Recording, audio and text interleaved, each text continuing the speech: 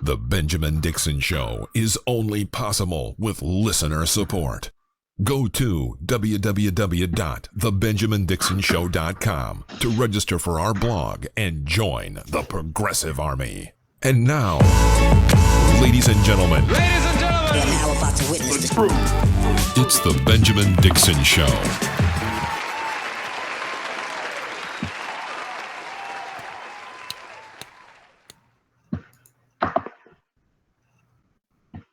Good evening, everyone, and welcome to the April 27th, 2017 edition of, well, it was supposed to be a Benjamin Dixon show, but unfortunately, or fortunately, depending on your, point of view, he has a special plan for tomorrow on the Intercept's Facebook page with a bunch of great guests. So he asked me to fill in, and as nice as I am, I decided to do it.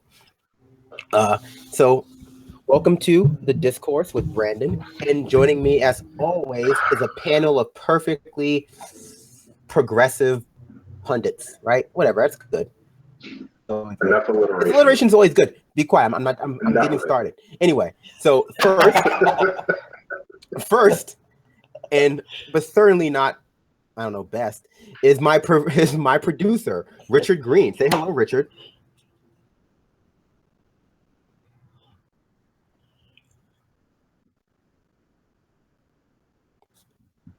Don't make promises we can't keep. Next is my Socratic life partner. Say hello, Adair Schmidt, all the way out from Washington State. I forgot the first button I meant to press was the unmute button for myself, so I just wanted to get back in there, and we'll get on to Adair now. Go ahead, Adair. No, it's cool. Take all my airtime. Take it all. Just for you. Hi, folks. Well, thank you for joining us tonight, and please tell Brandon to stop with the alliteration. Please, for the love of God, it makes me want to strangle him. No one can stop me. And rounding off the square, our fourth for the evening is thank you for joining us. Oh, glad to be here. And it's actually nice to be on something where I can talk and not just get talked at. It's great. You if you want, but you can't be cool. Because that's what Tom. I mean, isn't that our style? And that's what Tom Perez. I don't curse to be cool. I think I'm gross. Anyway. So I want to start this discussion off tonight. We have a lot to talk about. It's been a very long week. And it's also been a very long, 96,000 days of the Trump presidency. I think this is the 13th Thursday. So basically our 13th show since Trump has taken over as the president of the United States of America.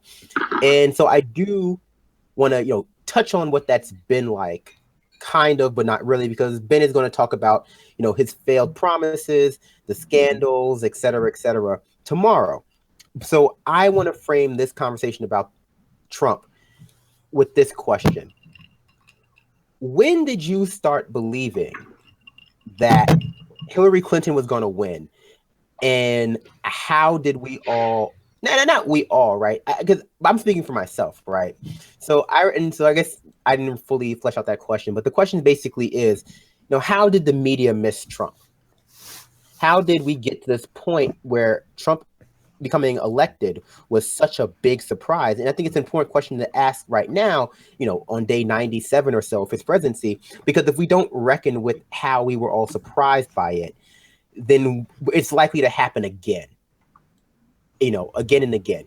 And so I'll answer first, and you can all, jump in when you want. I will freely admit that in the beginning was running, which I guess I'd already known in the back of my head she was going to run.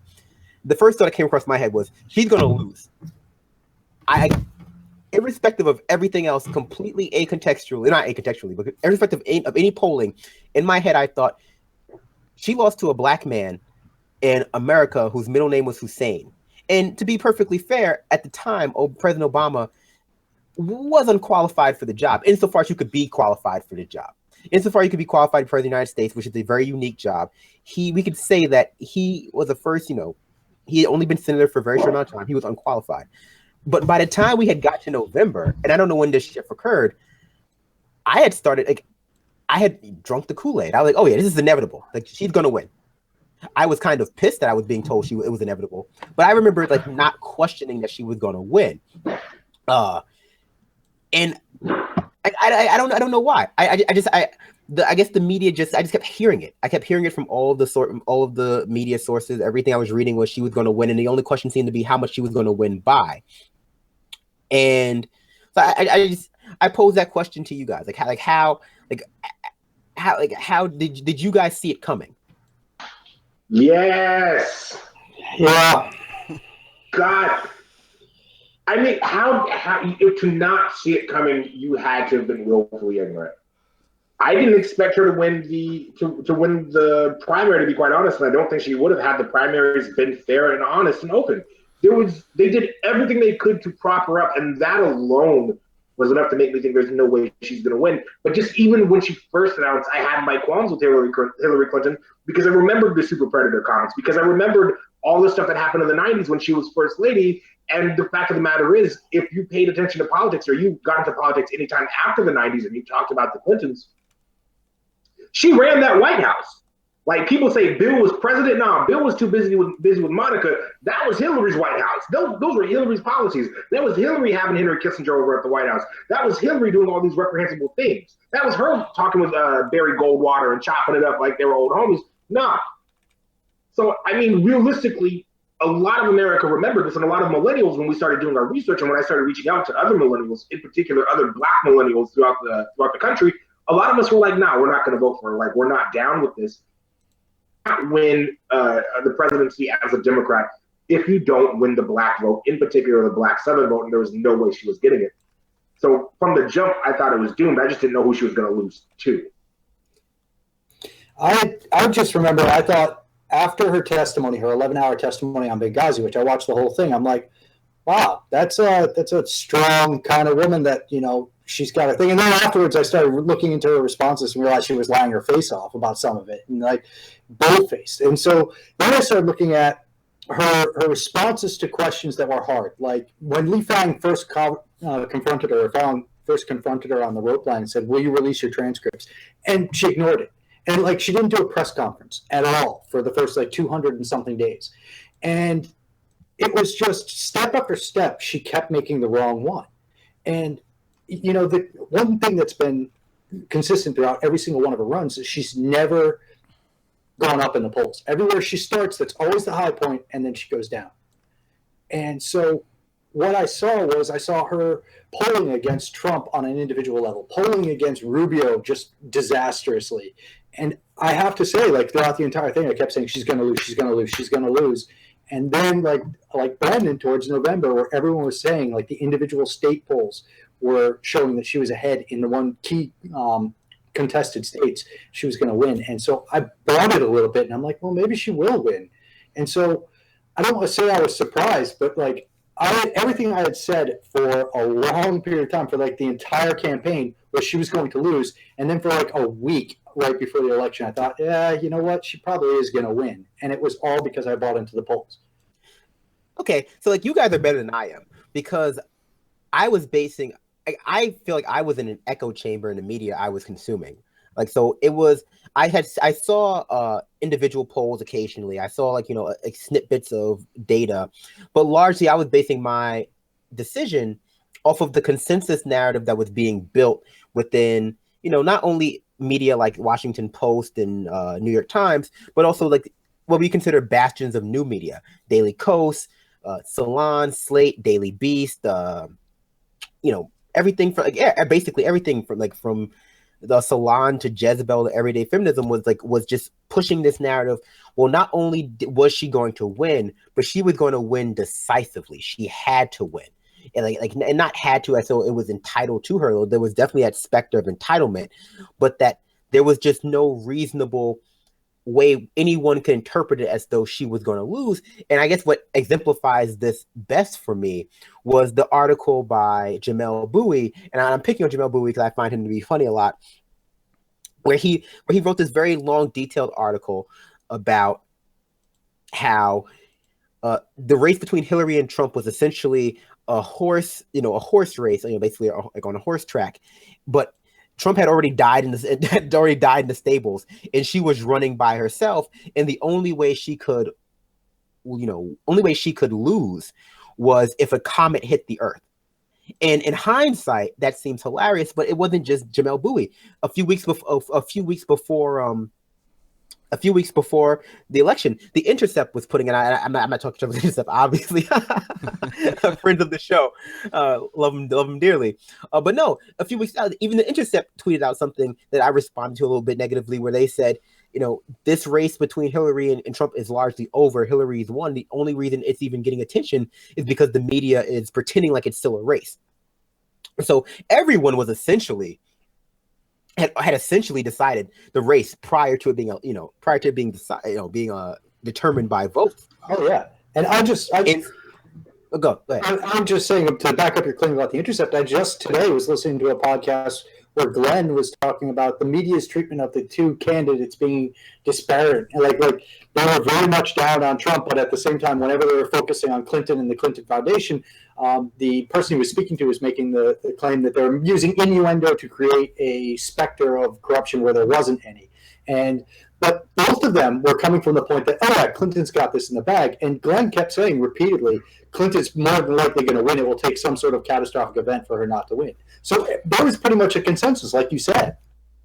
Yeah. And so, I mean, there's a word for that. Let's learn something with the discourse today. That's called the consensus narrative. That's a sociological thing where it's called the social construction of truth and facts, where basically you hear something enough it's not fact, it's not proven. It's like there's a lot of room for error in this, and I know I'm probably gonna get a lot of time saying this, but like elections have a big air of randomness to them. They just simply do. A lot of things affect elections that just cannot be determined by polls, and in math there's just the specter of uncertainty there. But the polling data itself was in a lot of ways misleading in the way they were determining their variables, specifically basing it on Obama's turnout and a lot of other things. But I don't want to make this conversation about why Clinton lost, because that's a confluence of issues. I really want to make this conversation about, well, how did the media get it so wrong? And there's a really good article in Politico that sort of touches on this, and what it demonstrates is that there is a bubble in media. There is an urban, the article itself talks about the urban bubble, right? That media, both internet media, new media, actually, for lack of a better term. So again, HuffPo, Daily Beast, etc., and old media are concentrated in what is essentially 16 counties in America. And they just happen to be urban coastal cities. And that not only that, but 93% of everyone who works in media identifies as Democrat. And so it's not hard to understand how these meetings, these office spaces, these social circles that are responsible for producing 90% plus of our news became an echo chamber that you could only hear how Clinton was going to win, because everyone who was working there, they only knew people who were voting for Clinton. And that's inherently problematic. It's inherently problematic. Oh, go ahead. I think it really comes down to this, though. I mean, the fact of the matter is, at least in this country, the media the media creates these narratives. You're right, and a lot of times the media feels they have the ability to shape elections in any which way they want. And so there's this idea that if you're a Democrat and you watch only Democratic news, well then, or you're someone who only watches like MSNBC, quote unquote left leaning, even though still to the right, you watch this quote unquote left leaning news, you're going to vote Democrat. Like that's just what they're told. And if you're told, well, if you watch Fox News, then it's this. So there's this tendency for a lot of people to just shove everything onto the media. But I think the media really kind of misconstrues their own power. The media thinks they have the ability to shape the election because the people that watch those channels do tend to follow along those lines. And so the media got kind of full of itself, to be quite honest with you. And you're right, they're located in quote unquote liberal coastal cities. I want to push back on you right there. I want to push because I don't think and so right. I agree with you halfway. But what I think is more likely the situation going on is that they think they're reporting the news. They think they have some kind of, they have their finger on the pulse of America. But you said, they don't understand that they're making the news. They're constructing reality. I think they do too. And I'll use Matt Taibbi's interview from Chapo, where he starts it off saying, like, one of the big things that they missed was they always felt like in previous elections, especially using the Howard Dean Scream example, the media is the kingmaker. And whenever there's a guffaw, or whenever there's some sort of thing, they all step in and they craft the narrative. And it's like 3 weeks of this candidate doing this horrible thing, and then the candidate apologizes, then they quietly slip into the background, and it's the media that does that. And Trump just never did. No matter what screw up he had, he never apologized. He's just like, yeah, congrats to you. You got nothing. I don't care what you say about me. My people don't care what you say about me. How many times did you see like real live fact checking in a chyron of Trump lying? Like Trump is saying something live, and then underneath it says this is not true. And that didn't matter. It didn't matter to Trump. It didn't matter to his voters. Well, I think there's one thing I think that's really important that I think we should touch on quickly, if you give me a moment, is that there was already this idea that Hillary was going to win before the election even started. Before anybody names was announced, before anybody even declared that they were running, people kind of already presumed, well, Republicans are ridiculous, racist jerks. There's no way they're going to win a national election as long as they keep approaching things from that perspective. And, all we need is a decent Democrat that'll be able to go in there and just point out how ridiculously bad Republicans and their policy are, and they'll walk away with it, win by 10, 20 points. And Trump versus Hillary fit that pre-existing narrative particularly within the Democratic strongholds so well that people easily glommed onto the idea. It's like, oh yeah, sure, Hillary wins this, Trump loses by a landslide because America's not racist, right? I mean, it's kind of racist, but it's not really that racist. I mean, definitely not the liberals, and definitely not white women. They're not racist or economically motivated enough, or whatever the however you want to attribute people for voting for Trump, but that whatever it is, they don't see things similarly enough to Trump that he could ever possibly win. And then we ended up with Hillary losing the white women vote. Well, here's real quick, because I want to go back and I want to hit back on a point that you argued with me. And here's the thing: the media does know that they're creating this narrative, and I've seen it from the inside because they look for the people that fit their narrative. And not only do they do that, so again in Philadelphia, there was cameras and news folks and reporters everywhere, but they refused to talk to you unless you fit this very particular narrative that they wanted to have. And that was Hillary people are great, they're diverse, and everyone loves her.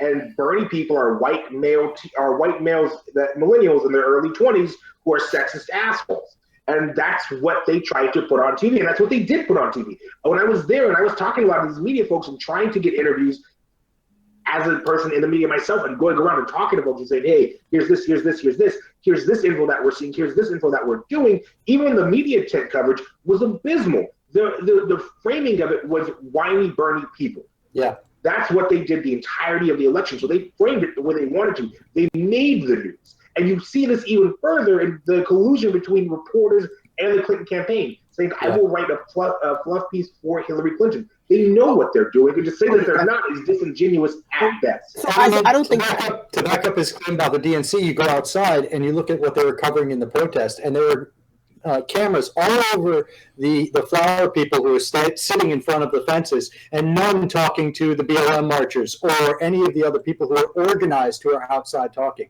And they were close-ups on these people, making the protesters look ridiculous, when in fact most of them were there who were hardworking people who were concerned about what was going on inside, when delegates were not being allowed to walk outside the fence and were very vocal about it.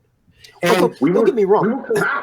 We were crowd. There was police presence. There was Secret Service. There was this incredible collusion of the Clinton campaign, the media, and then even law enforcement at times to get the narrative that they wanted. You didn't hear about a lot of things going on in FDR Park, on places like CNN. A lot of the stuff I was streaming from the floor for Project Sanity and Progressive Army, people watching those streams were commenting, this isn't on TV. The TV, the media reality was that the arena was packed, everyone loved Hillary, and it was all kumbaya, hugs, and kisses. I remember the reports of the noise machines and like various other things to detract from the dismay that was going on there. Go ahead. So I guess maybe I framed that wrong. I don't necessarily think that they're not doing it on purpose, because as you have all pointed out, there are definitely instances where the media was purposefully burying their head in the sand. And so not only the instances you gave, but we've in the aftermath from listening to people like Josh Fox, listening to people like Susan Sarandon, listening to like a myriad of Bernie surrogate supporters, we know that they were basically blackballed, blacklisted, banned from certain platforms, as MSNBC being, and all of with Chris Hayes being one of them.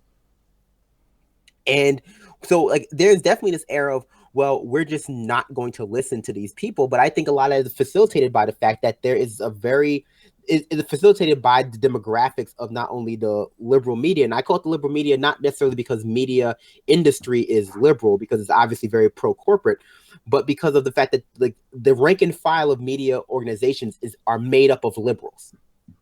Like, they're made up of of elite liberals. And so in criticizing how the media missed this, right? They viewed Trump as a circus sideshow, because he didn't appeal to anyone in their social circle. And not only anyone who was working with them, but anyone who they knew in their personal lives. But that just means they're out of touch. And in saying that the liberal media, again, the demographics of the media are liberal, not necessarily their goals, is out of touch, is a direct condemnation of the Democratic Party, because they go hand in hand. Like, as we saw with the various leaks, there is an incestuous nature between liberals in the media and the Democratic Party that only serves to facilitate that insular groupthink, right? The fact that they could not see it coming because they didn't bother to ask anyone. But when I will say this, as we transition to talking about how this, that implicates Democrats and Democratic Party being out of touch, which again they are. This is like what makes it very easy for Democratic Party to be out of touch, and what makes it very easy, I would say, for liberal media to be out of touch as well, and is that they represent a horizontal slice of society, right? It's like they are better able to project the illusion of diversity in their party and in their workspaces. And you see this with pictures, you see this with pictures coming out of HuffPo editorial staff, pictures coming out of any of these places where they're not monochromatic in the same way you would say. I don't know, Trump's cabinet is monochromatic or monogender, but they are in fact, monoclass. They represent one specific class of society, one specific ideological subsect of society, but because of the fact that they have, we have a bunch of Black people, we have a bunch of women, we elevate LGBTQ people. They're able to project this air of, well, we're actually very diverse. And we represent everybody. Like we're having these diverse conversations, if that makes sense. The liberal media is able to be, by nature of being like a rainbow of colors and creeds and genders and religions, are able to very easily convince themselves that they're having a complete conversation. But what never seems to get brought up is,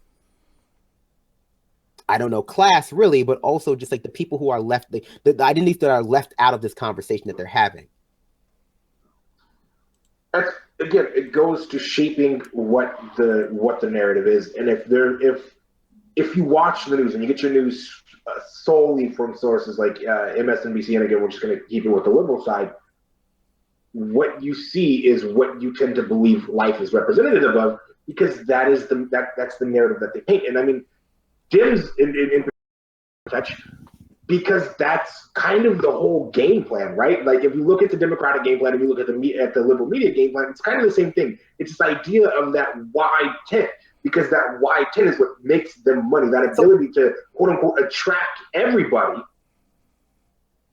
is how they make the most funds. Yes. And that's simply what it is. And then in the media, you can play off ratings, you can play off and use the hatred of Fox News, or the fact that they're basically just a bunch of, salacious jerks, to draw more viewers, because then you can paint yourself, also see me, look at, I'm the nice centrist. And that's what the Democratic Party does. But the fact of the matter is, at the end of the day, all that either of them care about is money. And we're just pawns in that game to make the most money in as short amount of time as possible. So it doesn't really,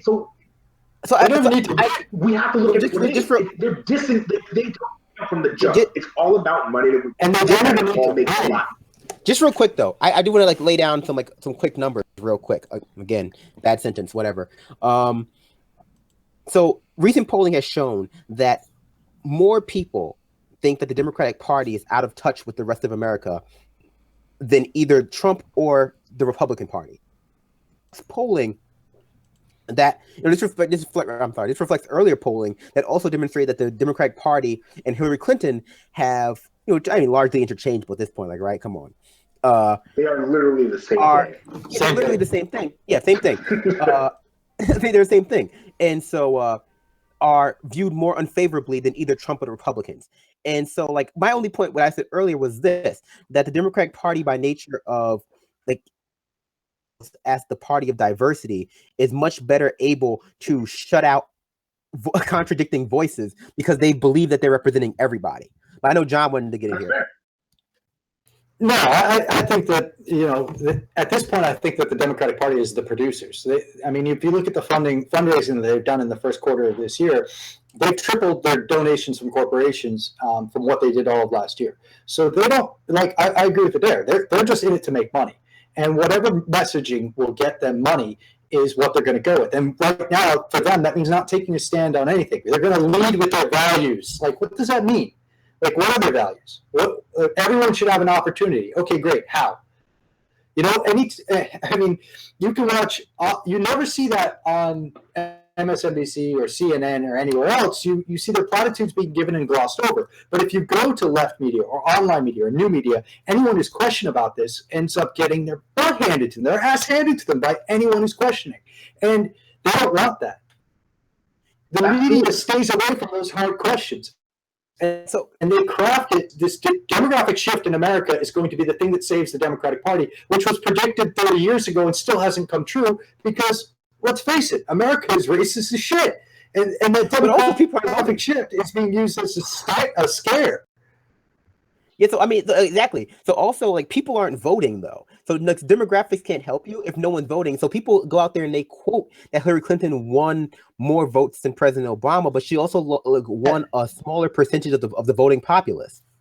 Right. And look at who she voted. Look at who she ran against, and look at who John makes a good point. So let's break this down. Let's break down like why Democratic Party is probably less popular than the Republican Party or Donald Trump. And I would say it's for two reasons. One is what John laid out very eloquently is that they have no proactive message. If you ask people what the Democratic Party stands for, and this is why Clinton and the Democratic Party are essentially one and one. She's essentially the avatar Democratic Party. Like, if you asked people why she was running, I still can't tell you, like, in a way that's not condescending and go like, well, because it was her turn. It's like, and if you ask people, well, what does the Democratic Party stand for? What exactly do they stand for? And the answer becomes, we talk about this all the time. Like we talk about all the time, it's, well, they're not Republican Party, and for when it comes to defining yourself in the political sphere, telling people that you're not something else, along with being vague, is incredibly demotivating. Like, it's not a good motivational thing. Like, it simply doesn't work, and so like. It's hard to view a party favorably when you can't, condense their ideology or their platform or whatever position they have into a small, into a easily digestible package. Like, I know what the Republicans stand for. Like, the Republicans are very open, and well, not very open, but the Republicans are very vocal in their proactive message. Their message is horrible, but they're vocal with it. The Democratic Party doesn't really have a message. At the same time, the second reason why they're probably less popular is because they've essentially abandoned their base to run for the center. They've essentially, but one second, and this is where it becomes even more complicated because the Democratic Party is not the opposite of the Republican Party, because then they might have a chance. If the Democratic Party embraced the left base as strongly as the Republican Party embraces and played lip service to the right, the base of the right, the alt-right, the Nazis, the white supremacists, like, then they might be viewed more popularly, for better or worse.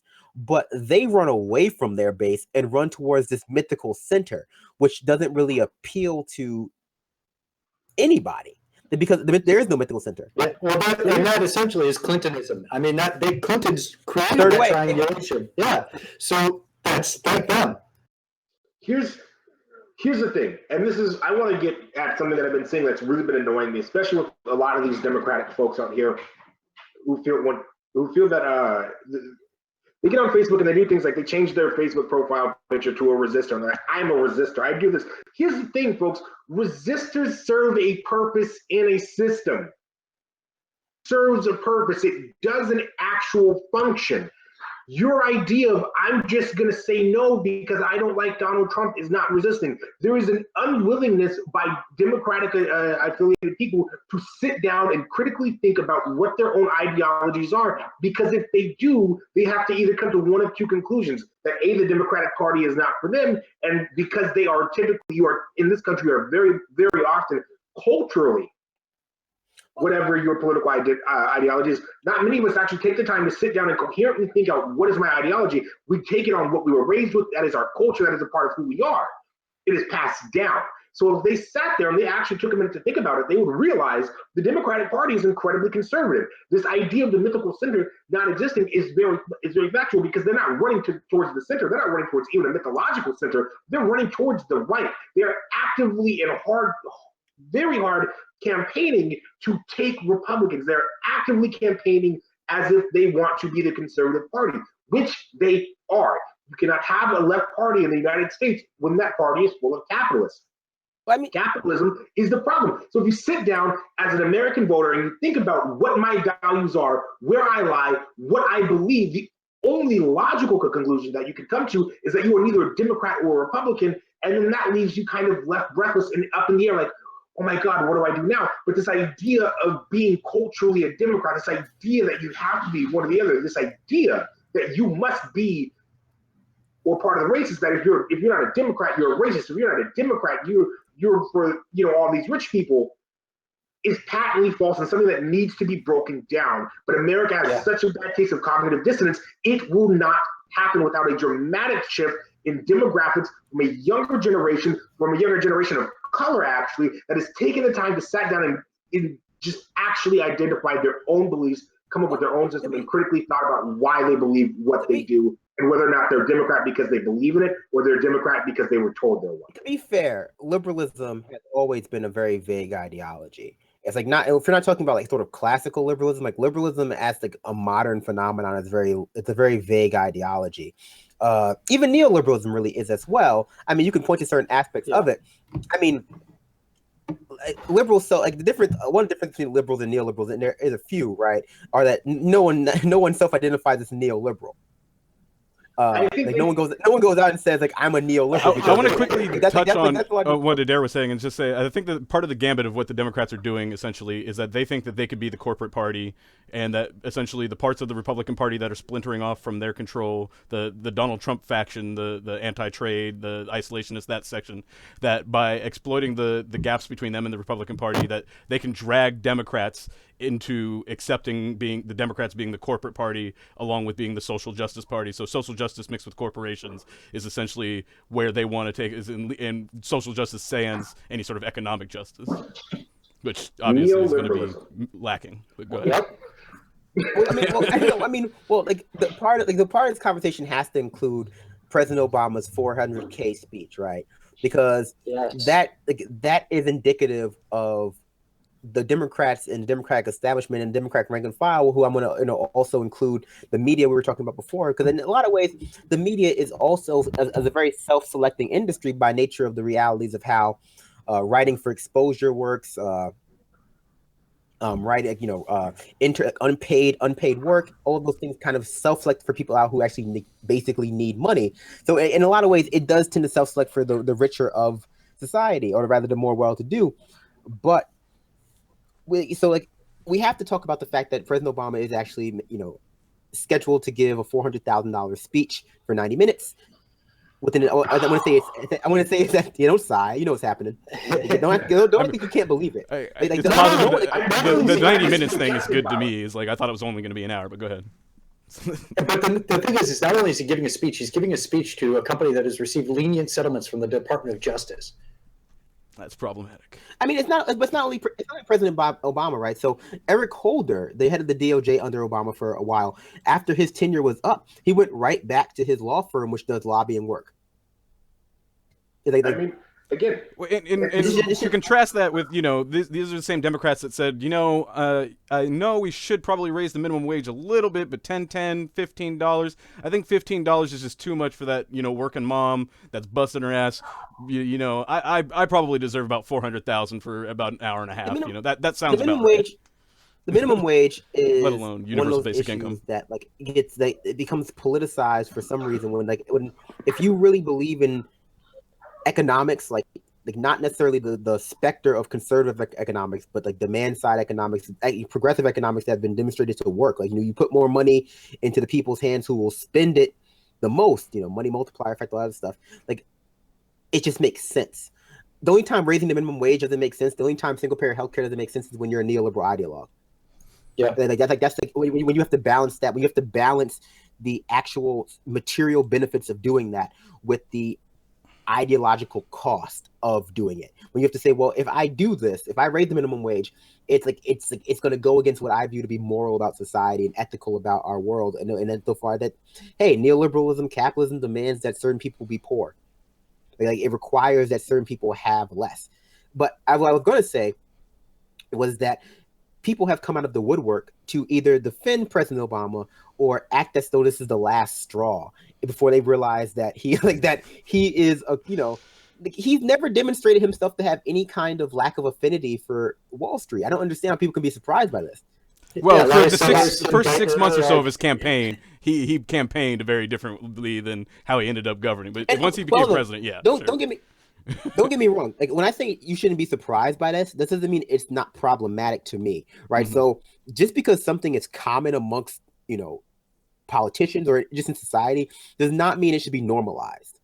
Like, I don't care. I don't care how long we've been bombing Afghanistan. I will never normalize that. Yeah, but we also have to keep in mind, it's like Trump is literally selling access to himself in Florida as president. Don't you think right out in the open. Selling access to himself? When you say selling access to himself, you should really clarify what that means. You talk all the time, Brandon. Shut up. I want to touch on what Richard just said. Selling access to himself. Because what Donald Trump is doing is problematic and likely and, well, frankly, illegal, we cannot let that distract from what Obama doing is problematic. And again, I'm with Richard. I really don't know how in the hell you could not have seen this coming. I mean, realistically. But we can't conflate one illegal act with the neoliberal act and let the illegal act distract us from the neoliberal. Well, the fact of the matter is, what's going on is the revolving door of neoliberalism. And if you were surprised by this, I just mean America voted for somebody that they knew was going to do this. Like, they knew that Donald Trump was going to sell the presidency for personal gain. And I'm not. It might be illegal, but I'm not sure America disagrees with it in concept as a country. Here's what I would say, right? So, I agree with someone said before. I can't remember which one of you said this, but you were right, and I apologize for forgetting which of the three of you said this. But there is this tendency when you're dealing with lesser of two evils politics to, you know, as a way to assuage your own guilt. It takes a strong person to actually internalize and not just wish it away that I am supporting evil. And so there actually becomes this tendency to say, okay, well, hey, you know, what we have to dispute is the tendency in some people to make the less evil option the good option. That's not the same thing. No, but that's what we see. We see people waxing nostalgically for Trump, for Obama, for Clinton. For George even liberals Bush, pining for George Bush. For Bill Clinton. Yeah, liberals pining for George Bush. Nancy Pelosi was pining for George Bush a few days ago. And again, spoiler alert, no matter what you believe, if you think that President Trump has been worse than George W. Bush, you're wrong. Like, you're unequivocally wrong. George W. Bush was a neoliberal racist. Trump is an out-and-out racist, and I think that bothers white people. No, so here's what I'm going to say. I think that's what it is white people are uncomfortable with out-and-out racist, but if you do it in a way that they don't have to see it, or they can find some way to rationalize it, like Katrina. Bush doesn't like black people, but if you're white America, you can conceptualize that and find a way to make it okay. Donald Trump saying they can't do that. I'm going to dispute you this time because you know how much I love calling honkies out for being honkies. But with this, it's not even just being white. This is like a part of the liberal theology. They like politeness. and we've seen this a lot. Like they like politeness. Say what you want about George W. Bush. He was goofy. He was a little weird, but like he was polite. And like what they don't like about Trump is not the fact that he's probably guilty of multiple sexual assaults. They don't like the fact that it's not the fact that he's probably racist. They don't like the fact that they don't care about the fact that he probably made a large amount of money doing shady business dealings. What they don't like is his rhetoric. They don't like how clumsy and misogynist and racist his rhetoric is. They don't care what the implications of his policies are so much. But that's a different story. Trump's like a magician doing a magic trick. Like you teach him a magic trick and he does it poorly so everybody can figure out how it's done, so he ruins it for everybody. That's what Trump's doing. He's ruining the magic trick for everyone of profiting off of all of this by doing it so sloppily. He's revealing.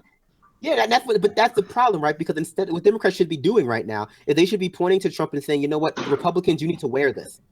Yeah, Republicans, you have to wear Trump because Trump is what you've been working towards for the past 30 years, starting with Reagan. And that requires coherent thought on their part. And progressives should be saying, Democrats, you have to wear this. This is what you've been working for. This is what Bill Clinton triangulating and sanctifying selfishness in the markets and deregulating Wall Street. This is what you were working towards too. Mm-hmm. Yes, but I think that's what we do, though. I mean, let John in there, Adair. Let John in there, Adair. So that actually was something that the states were fighting against Hillary Clinton, and even the DNC was fighting against the Hillary Clinton campaign to do during the run-up to the election. They said, let's make the Republicans own this so that down ballot we win. So that every Republican has to stand up on stage and say, I endorse everything that Trump says, or say and actually come out in opposition to the guy that they put at the head of their ticket, and then say it's problematic that we put this guy at the head of the ticket. But Clinton didn't want to do that. The liberals and the liberalism of the Clinton wing of the party said, no, what we're going to do is we're going to try and get those voters. And just like Adair said earlier, they ran to the right to try and get those voters in order to try and win. And it obviously was a losing battle. It was a losing strategy. Yeah, and that's what they do all the time. Like you were saying about the Clintons in general. Like you can't frame yourself as the less Republicans because people always choose people with the more Republican option. Like they tried to win the center. What I was going to say was this though. I forgot. Like talking about Obama's speeches and how they demonstrate the Democratic Party, at least in the media, and also Democratic Party, the rank and file, the elite Democratic are out of touch. Because it seems like there's two groups of people who I noticed were coming out of the woodwork for this. There was that group of Vox writers who basically for lack of a better term, as a gaggle of people who were like, this is Obama, like this is for everything that we thought he was. Like, what are you talking about? This is all Obama has ever been about. Like this $400,000 speech, this shilling for Wall Street, this is all Obama's ever been about. Like that's just it. Like he's always been this way, and if you haven't noticed it, you just weren't paying attention. I'm sorry. I'm actually going to push back on that. I don't think people weren't paying attention to Obama. I think people didn't care. I made this comparison in the green room, and I'll make it on air even. We were talking about the difference between Donald Trump and President Obama, at least as it pertains to economic but foreign policy. It is I have Newports. Obama's Newport. That's what that is all, man. He's cool. He's this. He's great. And he's black. And that was the one great thing that he did. So no matter what he did, people wouldn't pay attention to it because then they could point to that and say, well, guess what? I'm not a racist. I vote for black. Convenient scapegoats for everyday vote. I'm going to be honest. I think people were dumb. I think the media was stupid. If you sat up here and you're in the media, your job is, and you're going to sit up here and tell me you're surprised now? Hang it up. You're not doing your job. You're done. Go back. Go home. I know part of it was I wanted to be proud of the first black president. So like I tried to turn a blind eye to a lot of things. I wanted to be proud of the first black president. I wanted to be able to look with pride and do all those things. And it was hurtful and hard to get there to the point where it's like no he is just as bad if not worse because of what he's hiding by nature of using race and what you pointed out to what the excuses he was giving America, the leeway he was giving them by being there. It was unfortunate overall, but that's where I was. Go ahead, Brandon. Well, we know the media doesn't do their job because honestly they're incapable of doing their job, and the reason they're incapable of doing their job is because they've been so corrupted by just the two subcategories, but because they've been so corrupted by private interest that it becomes impossible to critique power. B, the demographics of the media are so homogenous that they are incapable of criticizing neoliberal politics or liberalism, which enables neoliberal politics, because that's just who they are and that's their social circle, and they're just glad to be there, honestly.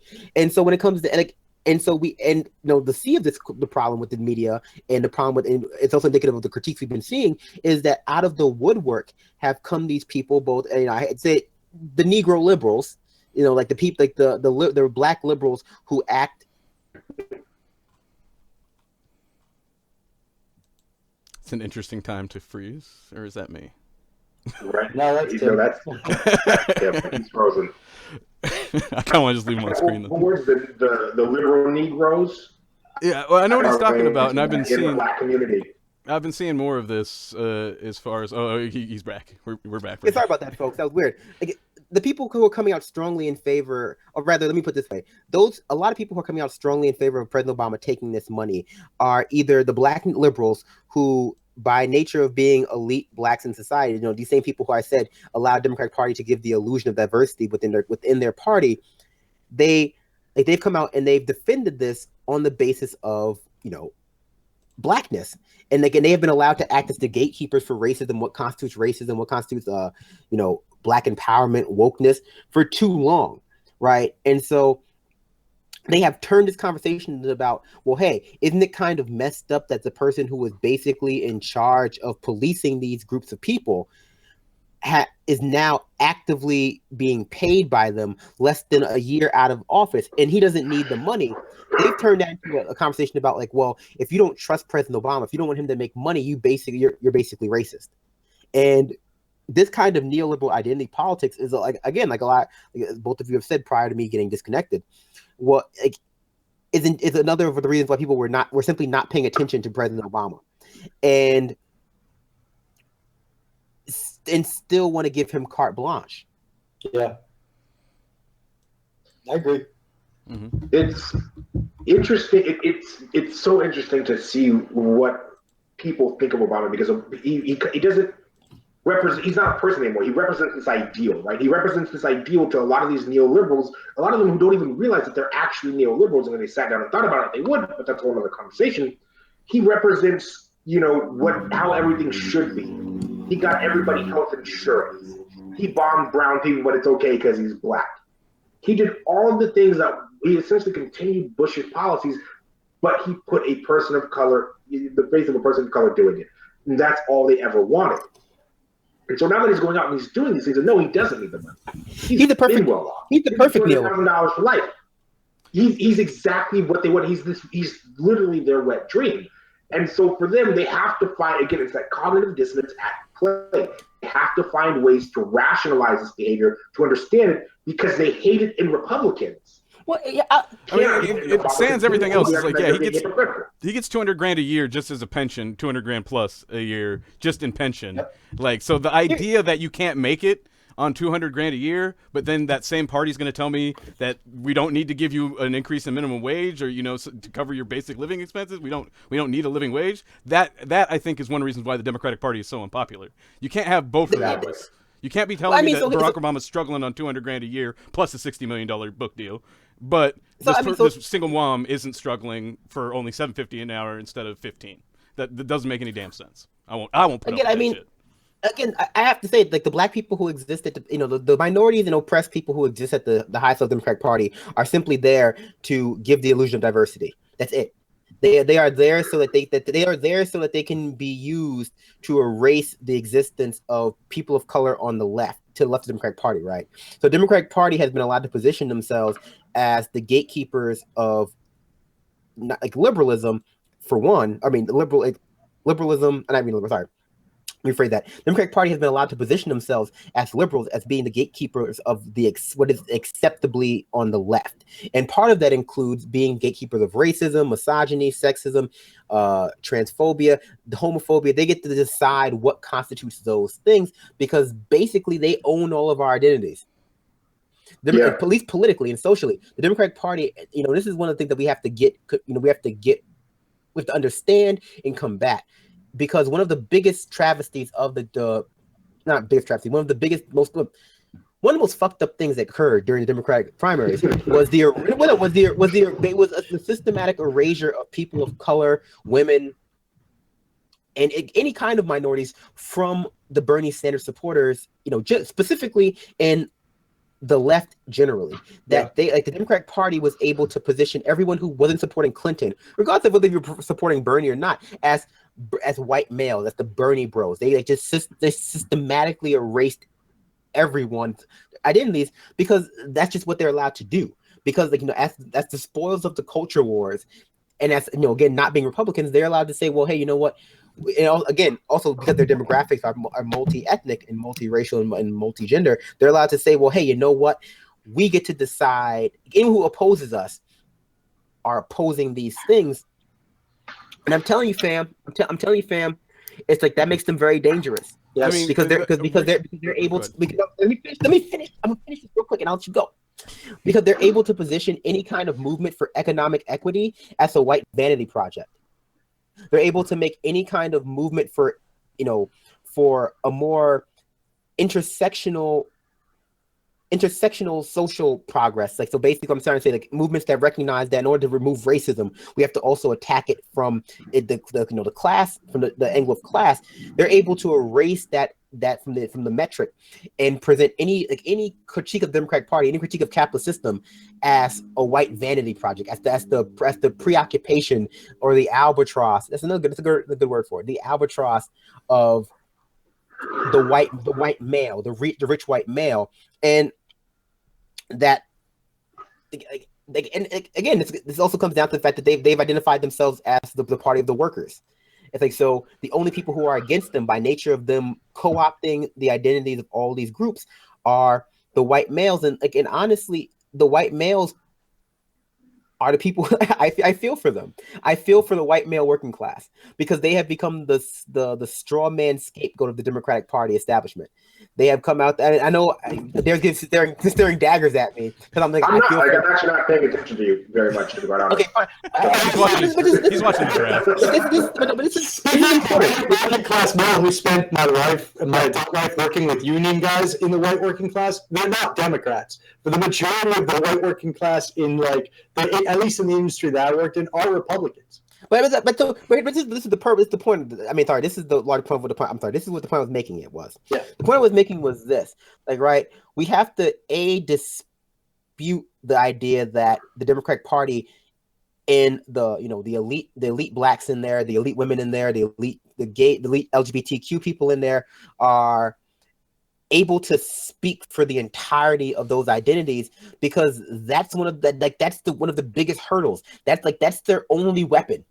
That's one of the Democratic Party's only weapons, because all of their other policies are so completely unattractive to the vast majority of people that their only weapon, they've weaponized the oppressed people's identities, and they position their opposition, whether it be Republicans on the right, alt-right people, or even the far left, as everyone who's not Democrat is just a white male.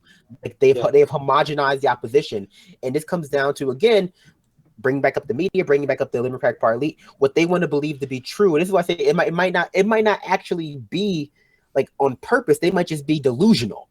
They might not be lying. They might just be crazy. Sorry, it's ableist language. That's my. They might not be. I'm sorry. Let me rephrase that. They might not be lying. They might just be crazy. And because again, they live in this bubble where they're able to convince themselves that they're so inclusive, and everyone outside this bubble is just a white male who's racist and sexist. And unfortunately, we could talk. I've been monologuing, so someone else can. I was just thinking of an example that came out recently. I don't know if it was today, but from Amani Gandhi, basically, where she was like, some of the things I'm worried about, capitalism and, women's rights, but not something like Wall Street. That's such a white guy thing.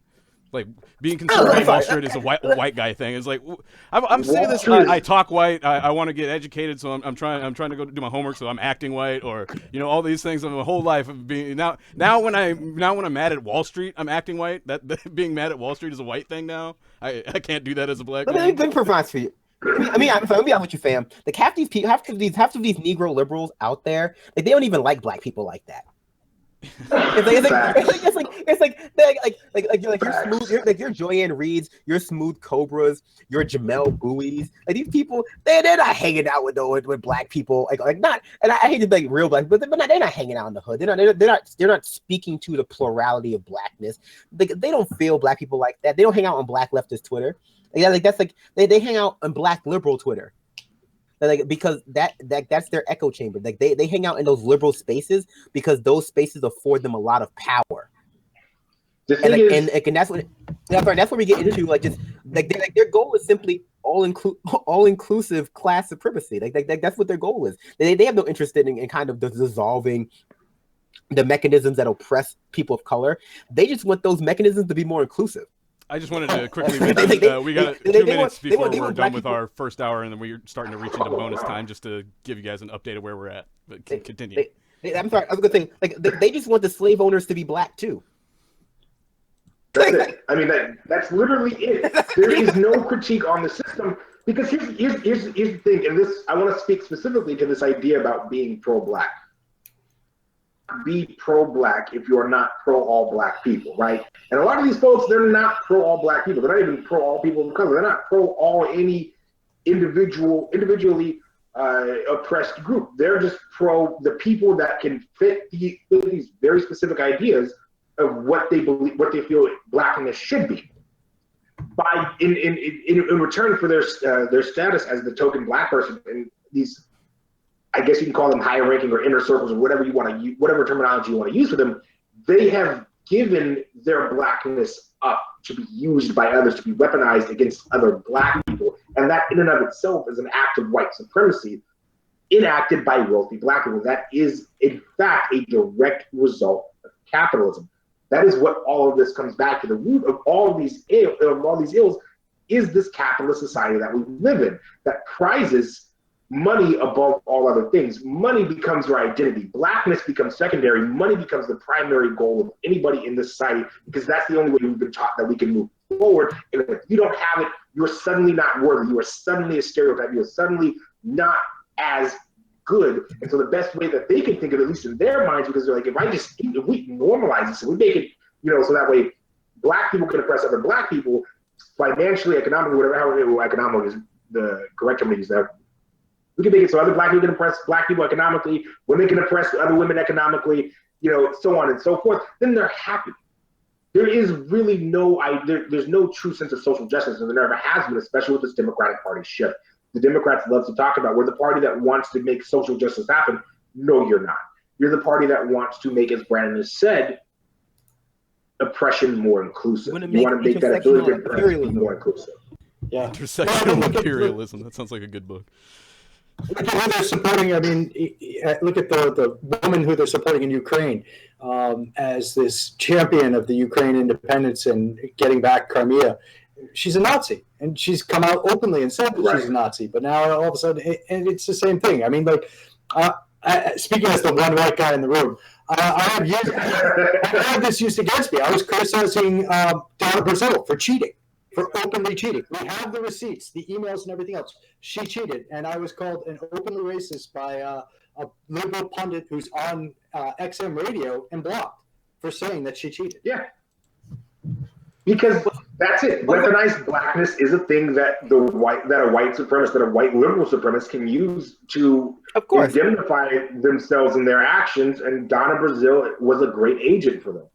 When it does great at shutting down people like John here did, like to just shuts them down, because then it's like, oh well, I'm not, but then they're arguing about whether they're racist or not, and not about whether Donna Brazil cheated, which is what the whole point, which is what they were talking about in the first place. I literally had to say, like, I marched down the streets of Philadelphia next to Cornell West, and that was like the happiest day of my life, and I got a hug from Nina Turner. Like, that was awesome. And I'm like, sitting there going, why do I even have to say this? Like, I'm making a legit argument about someone who is corrupt. And instead of arguing that on the merits of her corruption, I'm arguing it on the merits of me being white and she being black.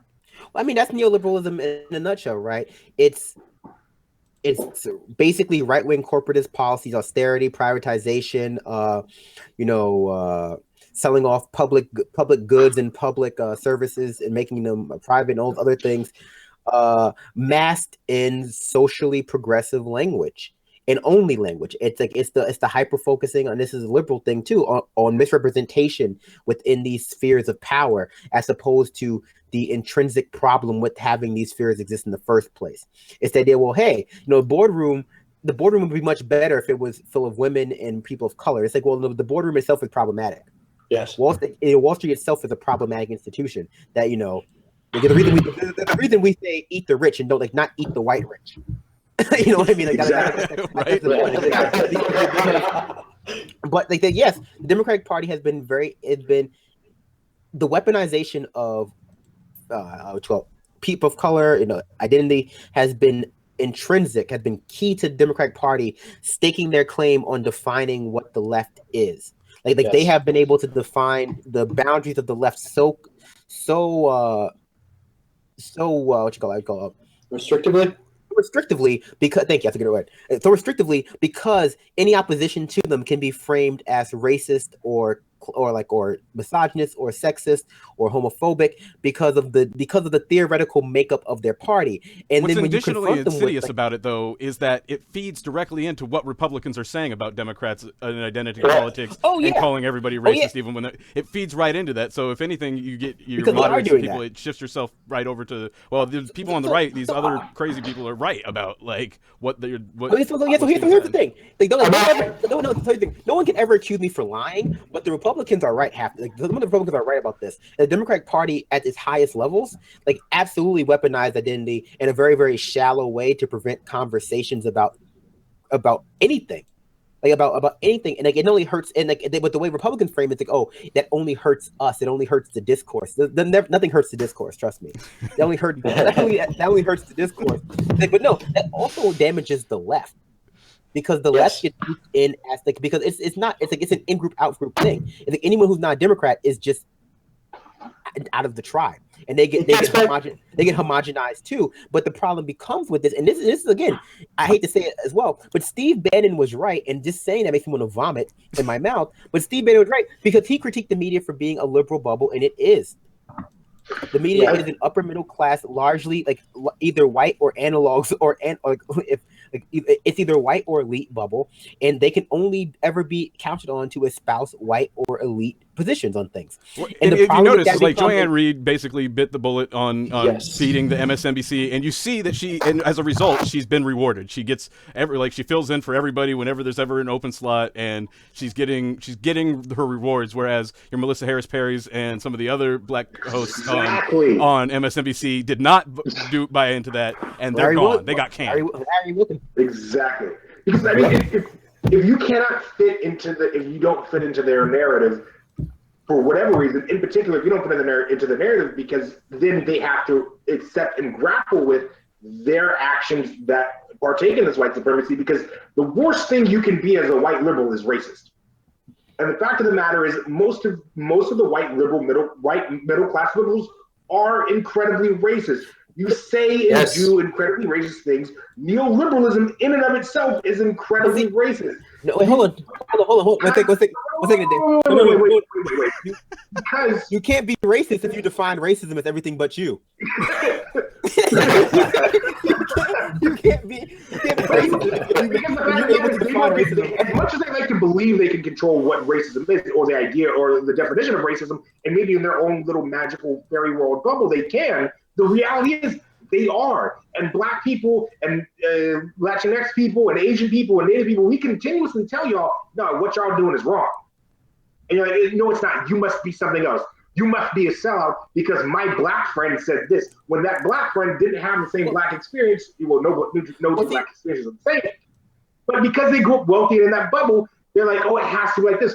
The fact of the matter is, the worst thing you can be as a white liberal is racist. That's the worst thing you can call somebody. That's worse than calling someone a Republican. If you say what you did was racist, they flip out because they cannot do it. They cannot recognize their own participation in the system of white supremacy, in the system of capitalism, and how that does nothing but exploit everybody else. And I say, and I'm going to say this, and I have vegan friends, but it is particularly true with white liberal vegans. Okay. But you will holler at me about eating animals and about being ethical, but there's no such thing as ethical consumption under capitalism. None. Period. None. Everything is exploding. So here's the thing, right? So the issue with I agree with pretty much everything you just said from what I remember it. But the problem, no, but what I will say is this: my point was that the Democrat, but that's only a hang up of liberals. Like most people don't care so much about being called racist as liberals do, and that's why when they try to weaponize that word, it doesn't really work that way.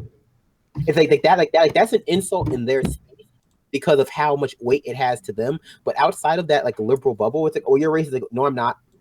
Yeah, Or, and I don't it's care. like being called a It's racist like- by a it's a- liberal for so many people, it couldn't be more meaningless, or it just means that they made a good point in their mind. That's what they're hearing. I made a good point if a liberal calls me racist. Exactly. So, like, by weaponizing so- it, I think you're right that they're not doing themselves any favors, and it's not effective as a tool. Period. Gets back to them being so out of touch. I mean, that's just one of the methodologies that they use for attack, and they're just out of touch on how effective it is. They're out of touch. And again, when the way to say out to this is a point Adair made, and this point you made too, and it's a really good point. It's because the people who they platform to tell the black experience are just basically their black friends. And they don't ever look outside of that bubble to say, okay, well, hey, you know what? Maybe we should provide a platform to not only a rich black man or a rich white woman, but how about we provide a platform to like a poor black woman and see what she has to say about oppression in society and whether she had Nina Turner. Well, and then the other thing is like they'll give their black friend a platform, but they're only going to keep the black friends that imitate and mirror the types of things that they want to say. They're not going to keep the black friends that's like, you know what you just said and that was racist as hell, right? No, those aren't their friends anymore. Facts. Look at what happened to Nina at the DNC. Look at what happened to Nina at the DNC. She wouldn't endorse Hillary, and they said, "Nah, you got to go." No, but see, and that's the thing, right? So if they tried to pretend like they didn't do that. You ain't going to toe the line. Go. So they brought in the a black woman who was the mother of a police officer, who was a black man who was a cop who was murdered in the line of duty, and used her to basically shame BLM. Yep. They parade the mothers and daughters of people of color who have been slain on the stage like they're props. So here's because it advances their agenda. So here's no one in media called that out either. So here's what I want to say. I want to.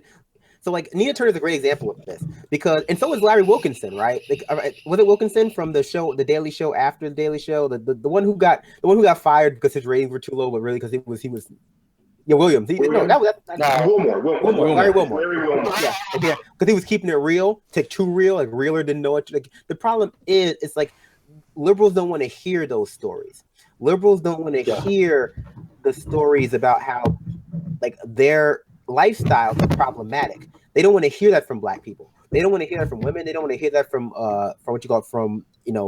immigrants. They don't want to hear any of that. They will only platform people. This is why I said earlier, like it's both and. It's not either or. It's not they're either doing it unwillingly or they're complicit. It's both.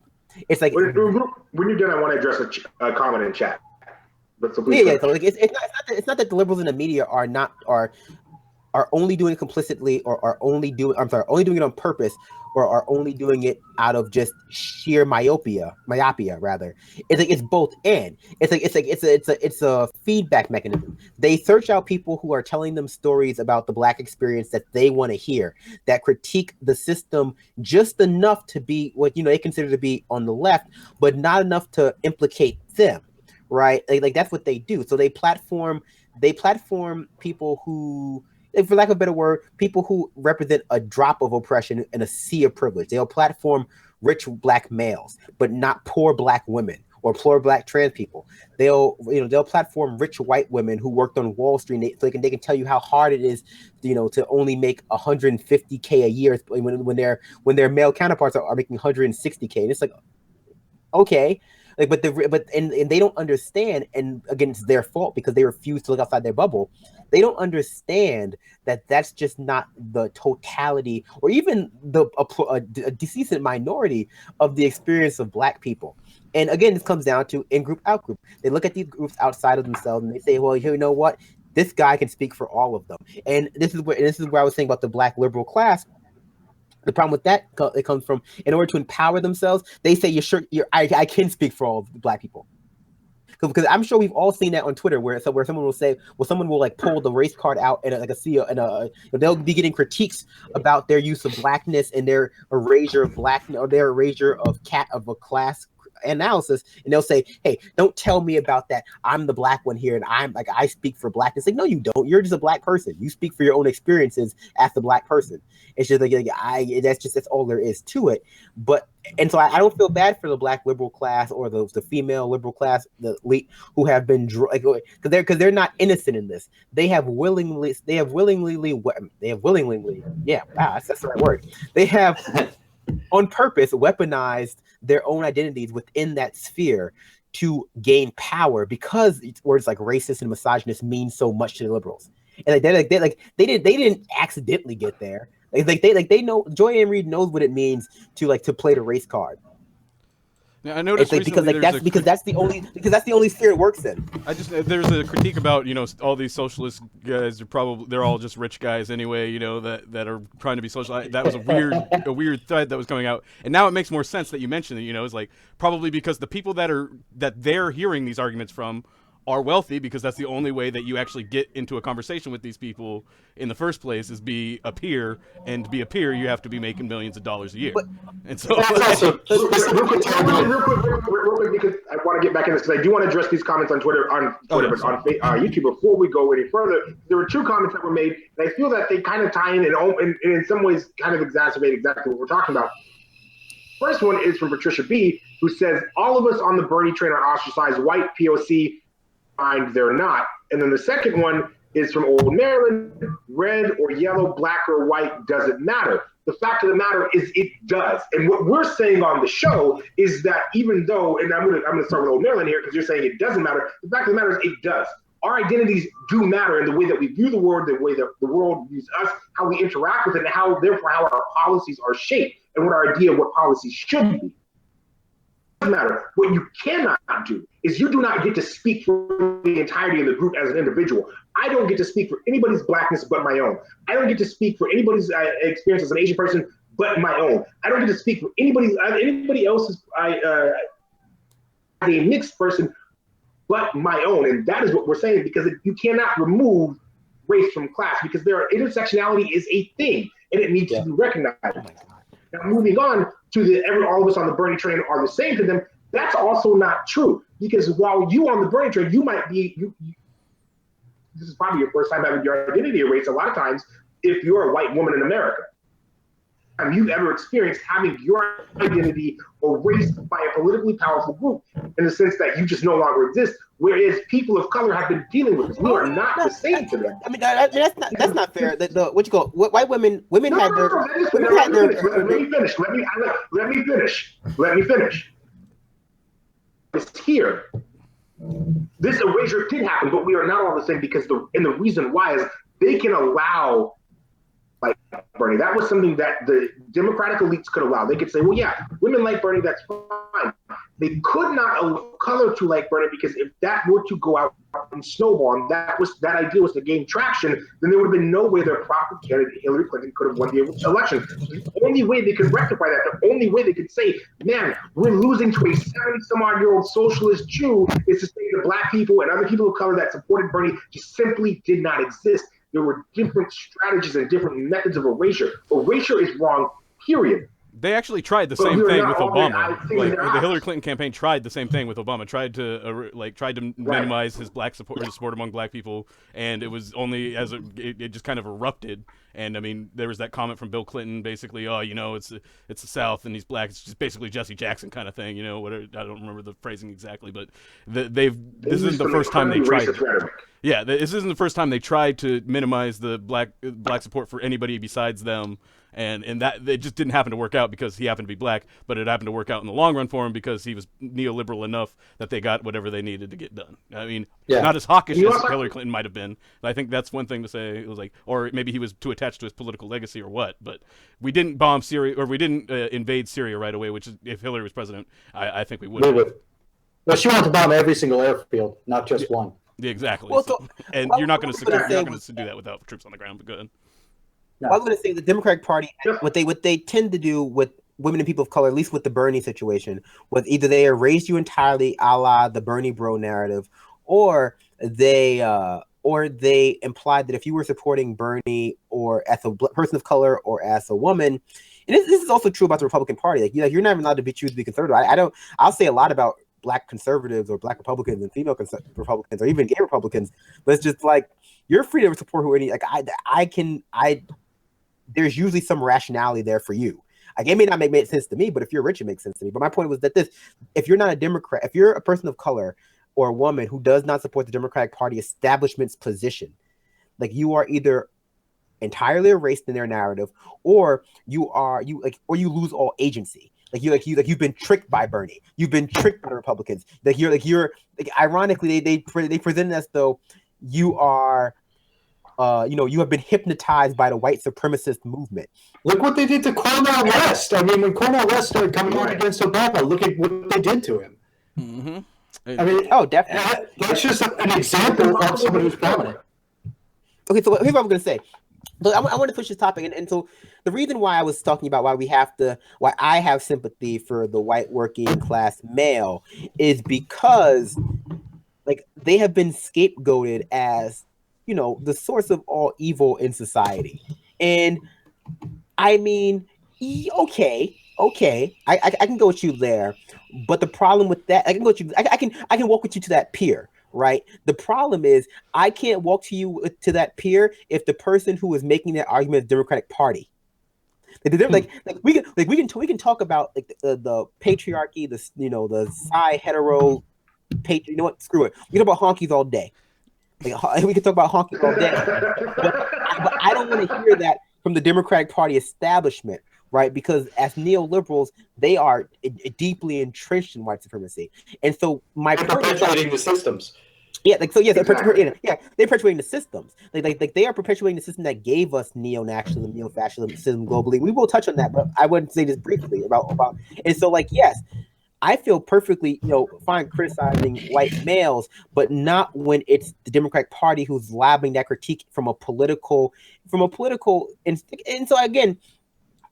It's also short-sighted. I mean, if you're going to lob that from the Democratic Party with the hypocrisy that's evident, then it's short-sighted. It's short-sighted, but I was going to say from a strategic standpoint politically. But my point, and this goes back to how I've been kind of back and forth about whether the media and Democrats do this on purpose or if this is just like a subconscious cognitive dissonance thing, and it's really both. And so, like, they don't only point to the white working class male as strategic foil to them to make themselves more attractive to females, blacks, people, LGBT people. They also do it because this is what they want to believe about their own party, right? Like this is that's what they want to believe to be true about themselves. So when people talk about when the Daily Co's Marcos, whatever his name is, God. With that dick bag. I mean. Yeah, that dick bag. When he goes up there and says like, "Oh my God, coal miners are going to lose their health care. I hope they like having black lung and dying. They shouldn't have voted for Republicans." It's just like, dude, it's just like not like that kind of homogenizing of the working class as being both white and male does not help anybody. And again, it helps treat any kind of policy that is broad, any kind of broad economic policy like basic minimum wage, basic universal wage. Universal basic income or minimum wage increase as a white vanity project that would only benefit white males. And it also allows the Democratic Party, as Adair said so eloquently before, to put salve on their own racism, hide their own racism, like in the guise of, well, if I were by making racism not something that you perform or do, but something that you are. It's like you're not like you do racism. You're not a racist. If you can be racist, I just the basic income thing I thought was just particularly interesting because when Bernie was going around the country during his campaign, you mentioned often the black youth unemployment. It's like if you start paying people just because they're citizens of the country and 50% of black youth are unemployed, that's going to be a huge boon to black youth. That's a lot of money in the pocket of black youth, like just point blank. Like so, to paint it as a white vanity project is just so obscene. It's I can't even believe that. But you can't tell them that. You can't tell them that the majority of union members are people of color and women. You can't tell them that the majority of people who earn the minimum wage or server's wage are women or people of color because that's not part of their metric.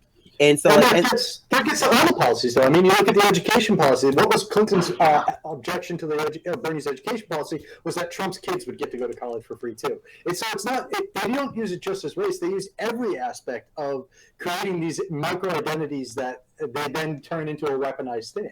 So like, okay, we're going to make something universal. We're going to make it apply to everyone. It's going to be egalitarian, and everyone's going to benefit. Well, these people might as well, so we can't have that. Well, I mean, that's bullshit is that? But that's part of liberal theology, right? Liberals love liberals love that kind of weird technocratic expertise, like lots of math. Now I'm going to sound anti-Semitic. Like liberals, the shit out of everyone. Hold on, because I want to because if I let Brandon go, we'll be here all night and no one else will get to speak. So I'm going to talk about this right now. Because what we had been talking about before we go forward, Brandon, is about that whole demonization of the white working class. Yes, there are white working class members that are absolutely horrible, and yes, throughout history that has been a large, has been a fair representation of a large portion of them. But let's again dig to the problem, and I think that's the issue that a lot of times liberals conflate. Is they conflate class issues solely as ethnic issues, as race issues, when the fact of the matter is this all, again, stems from capitalism. This stems from times in slavery when poor white folks would just be like, I have no more social standing than these black slaves, and would go and hang out with them. So there had to be a system created in order to keep poor people in line. And so that is one of the major fallacies that liberalism presents today, is that it's more about race than it is about class. Yes, race is an issue. Racists are a problem. Beat every single Nazi you see. We're not going to get back on this right now. Maybe in a few minutes. You have to do it on two fronts. You have to act sometimes quite literally fight racists, but you also have to fight the conditions that create racism. You have to fight the conditions that allow for Fox News and the Republicans to propagate racism and to make more and more and more of them. You have to go in and pull the weed up from the roots instead of just mowing the lawn. Well, that's a very interesting thing you were just saying about Fox News. I mean, let's say that Fox News obviously weaponizes race as well, but they weaponize it from the opposite direction. They're using it to say, like, the immigrants are stealing your job, or black people are getting special treatment that you don't need, like Obama phones and things along those lines. So it's both parties are doing it, but they're just weaponizing it from a different direction. Well, so here's the thing about that, right? So, both parties have weaponized race. That's absolutely weaponized identity. Like both parties have weaponized identity.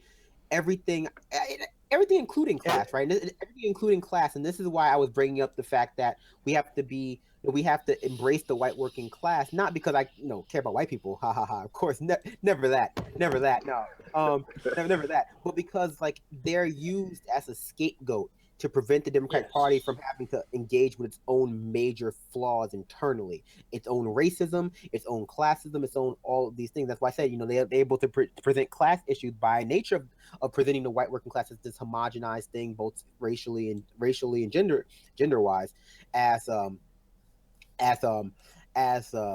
white vanity project, a male vanity project. You have people like Kamani Gandhi coming out, or the Joy and Reed. Doesn't make a difference. Don't care about either of them. Coming on TV, that's rude. Whatever. I know. I meant it. Coming on TV and going with Twitter and going, hey, what? I wish that the first thing I thought of, when I woke up was what was with Wall Street corruption. It must be nice to be white. And what do you think when you first were you singing Chance the Rapper songs? Raindrop. Experience, the first thing you start humming "Who Shot You" by Biggie Smalls. What kind of racist noise is that? What kind of racist noise? But my point is this: but the left, the right has weaponized identity, right? But it's through the weaponization that the left engages in.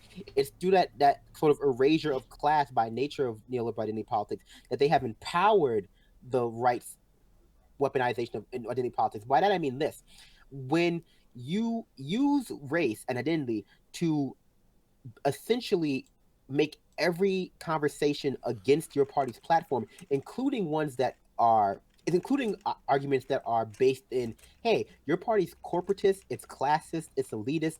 You have no interest in taking out Wall Street. You have no interest in giving anyone universal, or making healthcare a universal right, not guaranteeing health insurance. Like when you frame all of those things, when you frame any critique of the capitalist system as like inherently racist or an inherently white vanity project, the problem with that is that you empower neo-nationalists, you empower the far right, who has also weaponized identity politics, because what that does is they're able to use identity as they are able to identify identity, whether it be immigrants or black people or women, as the cause of the problems that are going unaddressed by your party, right? So what led to the rise of neo-nationalism globally is the liberal takeover of the left, because what that did was it left no viable room on the left for engaging with a class analysis in good faith, engaging with anti-capitalism in good faith, engaging with a more intersectional approach to socialist feminism, black Marxism, any of these things that traditionally exist on the left. They were deemed not valid leftist positions, and so basically the policies were shot down. Yeah, the policies were shot down on the basis of they were for whatever reason. So but what that does is that, so basically the only people who are allowed within the political system at the general level are people like Trump.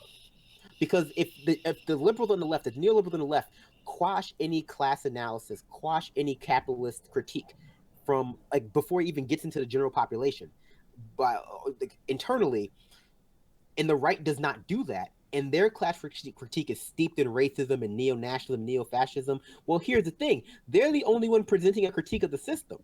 And Yes. what liberals basically say is they go, hey, you know what? You can have a critique of the capitalist system, but it's going to be racist. It's going to be racist, and you don't want to be a racist, do you? And some people are going to go like, listen, hey, you know what? If only one party is identifying the problem, either I'm going to vote for that party, or I'm not going to vote at all. Because and I say this whole thing boils down perfectly with the discrepancy between the Make America. I always said the Make America Great was the best racist slogan ever. That speaks so. If you've ever been in rural America and Rust Belt America, the idea of nostalgia for those bygone days of manufacturing that are never coming back. Sorry. Which is exactly why Bill Clinton kicked off his campaign with that slogan. That's exactly why Bill Clinton used that slogan back when he ran. Make America Great was the perfect slogan. It was stupid because it was harkening back to a past that never existed, a racist past. But you know what? But it was at least saying, hey, I've identified a problem with the system. People are poor. People are struggling. I identified this problem. My solution is that we get rid of the brown people. So, but whatever. I've identified the problem. The Democrats didn't identify a problem. Their slogan was America's already great. There is no problem. Everything's just fine. So as stupid and racist as Make America Great was, implicitly racist, at least identified a problem. Make America Great. America's already great. That's just disrespectful. America's already great and love Trump's hate. Like those two, just terrible slogans. Let me tell you something, fam. Let me tell you something, fam. As someone who grew up poor and someone who's poor now, if you tell me my life is fine and I can look around and my material conditions do not reflect that, that pisses me off. Right? Right? Look around. The hell it is. In the YouTube that says race and class are two separate issues. They're not. You cannot remove race from class and class from race and gender from class and gender from race. All of these things are intersectional. Yeah, which is why. So if you really want to make America great, if you want to go and you want to make America great, let's take care of the problems of the most marginalized members of our society. Let's find that person who hits all of those intersectional marks, and let's sit down with that community and say, what can we do that would make your life better? Because guess what? I guarantee you, if we fix their lives, using that intersectionality, your life will get better because the two are inextricable from each other. Capitalism and racism go hand in hand. Capitalism and sexism go hand in hand, period. You cannot actually extricate the two. It just doesn't work. We have to treat it as a cohesive whole. Otherwise, you're just going to treat a symptom here and a symptom there, and we're never going to go anywhere. Because the fact of the matter is, if the only way to make America great is to make sure that the people that are most marginalized in our society are the best taken care of. Because then I guarantee you, when we take care of them, we take care of the rest of it. I'm pretty sure there was That's some why guy blue that collar said something for about, everybody how we treat the is a least big of deal. those among us, and like I'm pretty sure he was pretty popular. I don't know if any of you guys heard of him or not. The You know who I'm talking the thing about it is, it's just like Trump was the candidate of grievance. It's and you can never ever underestimate the power of just recognizing someone's problem. When you can never ever underestimate the value in being the only person in the room who seems to recognize that things are not okay. And that's why I say Democratic Party empowered Trump, because I was having a conversation with a writer from the Chicago Times, Chicago Tribune, at a Jill Stein rally once. And I was just like, Trump, like the Democratic Party, what they did was they made it so, this is not just with capitalism, this is also with Hillary Clinton's flaws. They made it so the first time a bunch of people were hearing about the problems of our system was through Trump. They like in silencing Bernie, they made it a reality that Trump was the only person in the race who was delivering critiques of capitalism, tangentially, but critiques of the results of capitalism. He wasn't actually making a capitalist critique. He was critiquing the reality we live in, that is essentially a result of capitalism, and think it's actually a result of brown people, which again it's not. And he was pulling a con job in general, so how much he sincerely believed anything he said is another story. He was the only person saying these things. Yep. Right. And so like that resonates. And that's what I say. One quick thing, and I'll let you go forever if you want to. But the problem with that, I'll try. The problem becomes, the issue is like that people are going like, well, Trump isn't going to keep his promises. Like, everyone's so upset Trump. Like, yeah, there are the few people who are going to be upset that Trump didn't keep his promises, but there are a few people, and this is the unfortunate reality of our system, who the actual workings of the president don't make a difference. They just wanted to hear what he had. They just wanted to hear it. They just wanted to hear him say things are not okay. They wanted him to say things are not fine, and that's what Trump did. And honestly, that was worth a lot of people's votes. Yeah, and before the end of the race, the polls were showing that Trump was more trusted than both the media and Hillary Clinton. More trusted than Hillary Clinton and the media. Like Donald Trump, a serial liar. Even Republicans will admit he's a serial liar. And he still is now. I mean, the latest Washington Post, I think they put up an article, and what was really hysterical was Politico ran with the headline that majority of Hillary voters would still vote the same way. But meanwhile, the numbers were 85% of the Hillary voters would vote the same way, but 93% of the Trump voters would vote the same way. So if it came to a re-election, Trump would win again today by a larger margin, and he would win the popular vote. So what you're just talking about he was actually addressing the material concerns. My life sucks, and all of a sudden this is the only guy who's talking about it. Yes, he's talking about it and saying that the solution is we're going to kick every Mexican out and build a gigantic wall, which doesn't make much sense to me, but at the same time he's actually talking about it. So you have these people on that side who I think Stacey Hopkins said it best. They're not Klan, but they're Klan adjacent, like racism was excused for a large portion of the Trump voting population because, if you look at the Southern Poverty Law Center's data for the beginning of the year, you didn't see a rise in hate crimes. But what you have seen is you've seen hate crimes being paid more attention to. So you have this. Here's what I want to just be clear. I want to interject real quick. You have seen a rise in hate crimes. You saw a rise in hate crimes against people that tended to be white. You saw a rise in hate crimes, especially against the Jewish community. And when it happens to people that are at least white passing or that white people care about, then it gets media attention. But we saw there was a black kid who was lynched in Seattle. Yes. Yeah. About that. No, but like the JCC bombing threats that were called in by a 35-year-old who was living in a basement in Jerusalem. So right. So what you're seeing is a lot more attention paid to that, which is great. And I think that a lot more attention needed to be paid to that before the election. But you haven't seen a large uptick in the number of white supremacists or racists. That group of core Trump voters were still the same. Just speak a little bit softer because you're causing reverb. Yeah, or the microphone, or like softer, or you might be able to turn your microphone down. One of the others might assist. Okay. And just real quick, I want to interject. I am in no way trying to scapegoat the Jewish community. I think what happened is absolutely reprehensible. I'm just trying to point out this kind of hypocrisy in America, right? Yes. That was my only goal. So I apologize if that was rude or wrong. Everyone just keep it cool. Don't get too excited. Everything's fine. so what I'm trying to say is that you're not seeing a large, I don't think anyway, and I think the data will pay this out. You're not seeing a large uptick in more white supremacists. I think what you're seeing is you're seeing more of the core voters now being, and this is the biggest danger of the Trump presidency that I saw even beforehand. All of these people are becoming, well, my ideas are accepted, so I'm going to come out. It's not a matter of there are more of them. Like his numbers didn't really increase over Romney. It's just Clinton's collapsed because the Democratic Party did not address the material concerns of most Americans, like Brandon was saying about that America is great again. I mean, America is great enough already. That's not true. Your lives are fine. Yeah, I've seen the middle.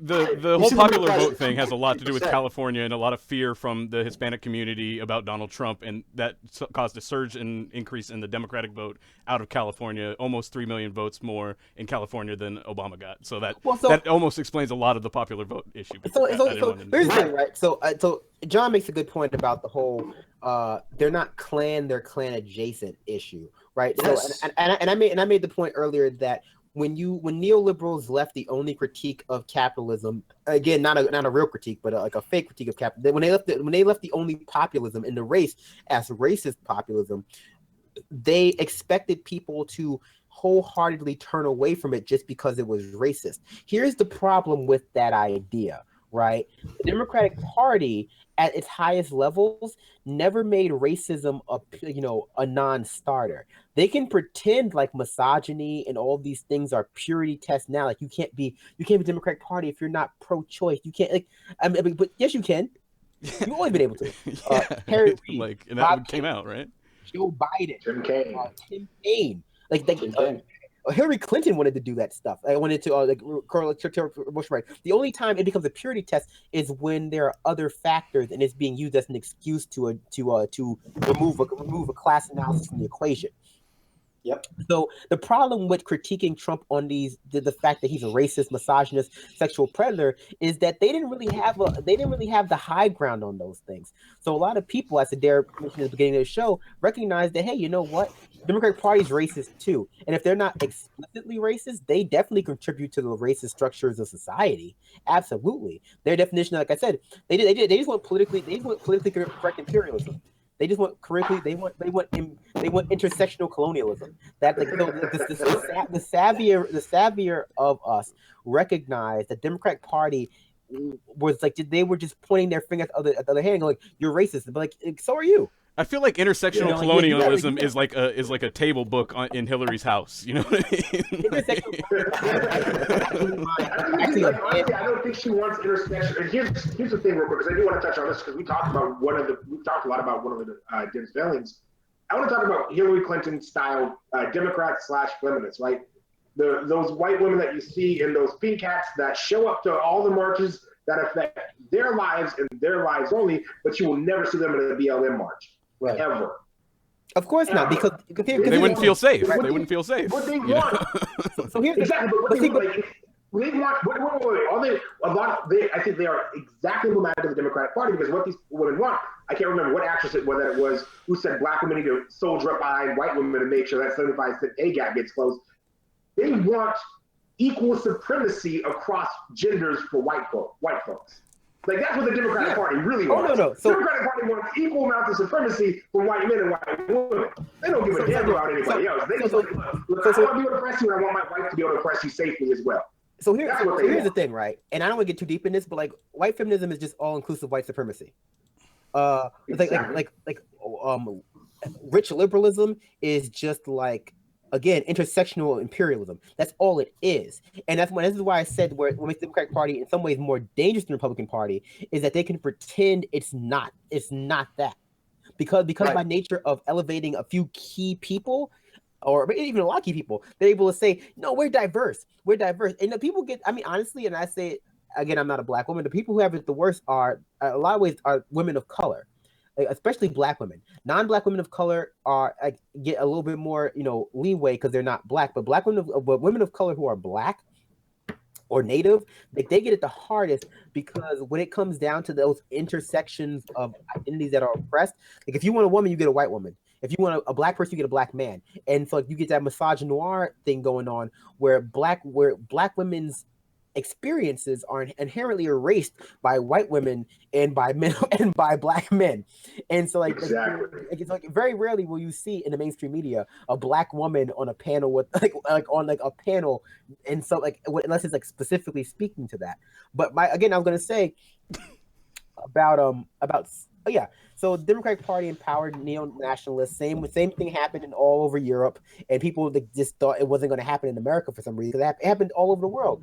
Neoliberals took over the left all over the world, and it empowered things like austerity empowered neo-nationalists, because again, there's nothing more powerful than saying, "Hey, I recognize you have a problem," and the unfortunate reality is that racist has a point, and the Democratic Party, by nature of being a big tit, they just never wanted to say, hey, you know what? Racism is a hard limit.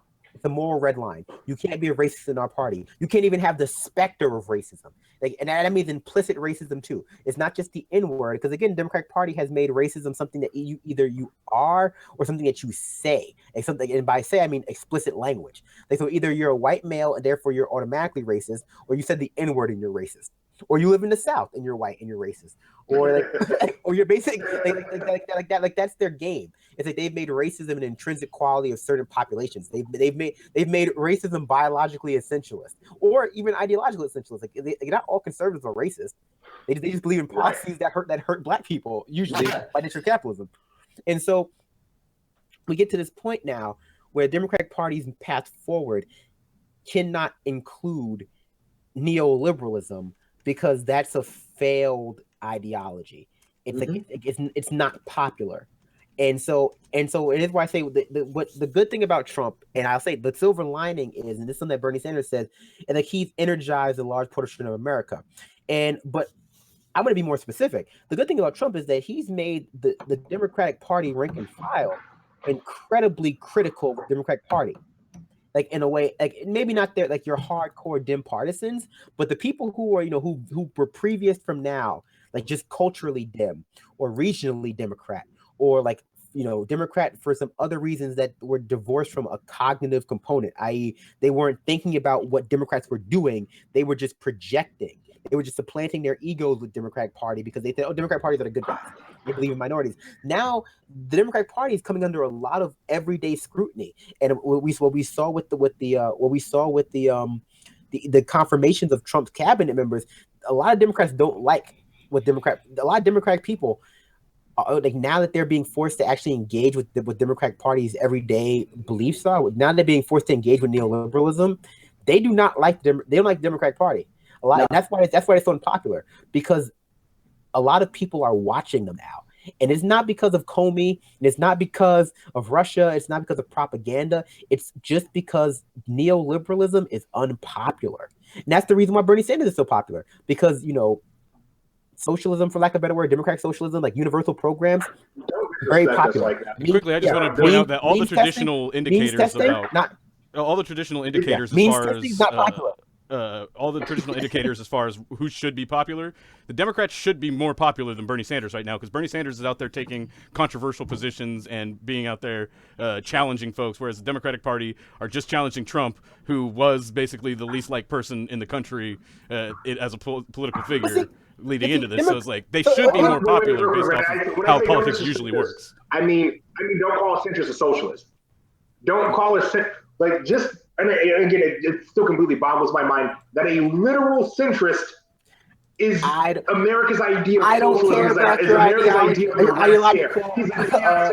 I don't care what ideology you ascribe to yourself. I think that shit is all meaningless and vapid, to be honest. I think that all takes a backseat to your experiences, which is exactly how we get to where we got with the Democrats and the media. The problem is, if we don't call a duck, and we let the center become the new left, then that's an issue. And that's part of why we're here now. I agree. Redefine what the left was. No, I agree, but I don't want to take the wrong message away from Bernie Sanders, and that's this: like Bernie Sanders is not unique, and this is what they're saying, and it's a good point. He's not uniquely to the left. He's not unique for the rest of the world. He's unique for America. And this is the problem, right? Where people have said, "Oh, because they subscribe to like this big man theory of government, that hyper focus on one person." They've said, "Well, Bernie Sanders is this unique person who is really popular because of some kind of intrinsic quality to Bernie Sanders." It's like, no, Bernie Sanders is popular because his rhetoric matches his political actions. Like Bernie Sanders is not popular. Bernie Sanders' policies are popular. He's the only one out there espousing them in the mainstream. It's just like, and the Democratic Party is desperate to paint him as this saboteur, as this Judas, and other vaguely anti-Semitic things. He's the only one making a materialist critique from the left. The only one. Yeah. He's the only one delivering a populist economic policy, a critique of capital, a materialist analysis, whatever you want to call it, from the left. And he's doing so in good faith, and his rhetoric matches his actions. Unlike people like Elizabeth Warren, sometimes, I gotta say it, she's still a Republican on a lot of things.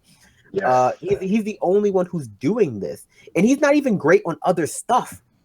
Right. It's just the way he's revealing is that the Democratic Party is not losing because their economic leftism is unpopular, which has always been their kind of scapegoat. They've always been saying, well, the reason Bill Clinton had to triangulate is because the way to win the country is in the center. It's to be economically conservative and socially liberal, whatever the fuck that means. It means nothing. Spoiler alert. Oh, I should put whatever. I spoiler. It means nothing. It means like, there's no way to be economically conservative and socially liberal. You can be economically conservative and socially conservative, or economically conservative and socially apathetic. Those are your two options. There are other ones. The point I was going to make is that they've been like your Nancy Pelosi's, your Steny Hoyers. They go out there and they pretend like, oh, well, you know what? I'd support these things if they were popular, but they're not. America doesn't like them. We gotta win. We gotta win those white suburbanites. But Bernie Sanders, the reason they hate him is because he said, like, actually, you know what? All Bernie Sanders has, he's a silly Brooklyn Jewish man who speaks funny and kind of has a humpback, but he wants to give you all money. He wants to make sure you all don't die in the streets. And there's 30 years of video of him saying the exact same goddamn thing and pushing for the exact same policies.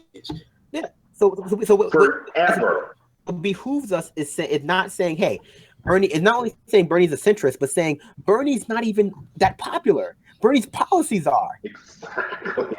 Like Hillary Clinton might have lost because of who she is on a personal level, because she is kind of like, bland. But Bernie's she's to quote Rick and Morty, I'm the devil, but she's literally the devil. Yes. I mean, I don't like demonizing people personally. No. My hatred of the Clintons runs deep to my childhood. They literally destroyed the left from their supposed left position. They got to power because of the DLC, because of what they determined during the Carter years that, hey, we're going to get someone who's going to, exactly like you said, triangulate and pull a socially liberal, fiscally conservative position so that we can take it. I mean, the DLC was funded by the Koch brothers. We're not talking, this is almost like a sleeper cell, but the thing with the Clintons is they firmly believe this. I mean, you look at even Hillary Clinton on LGBTQ issues. When she came out for gay marriage, it was the literal day that gay marriage polled for the first time above 50-something%. It was the most popular day that it had ever had, and that's the day that she announced that she was for gay marriage. Like, the Clintons are just awful. Their love story does start with them breaking a picket line, so I don't doubt that they sincerely believe this stuff. I'm not going against an anti-war rally. I'm going against an anti-America rally. And I went and protested an anti-war rally later. When asked about it, she basically said, reverbing. She's excited. He's so hyped. I feel it. We're gonna have to work out your mic issue before next time. But I understand.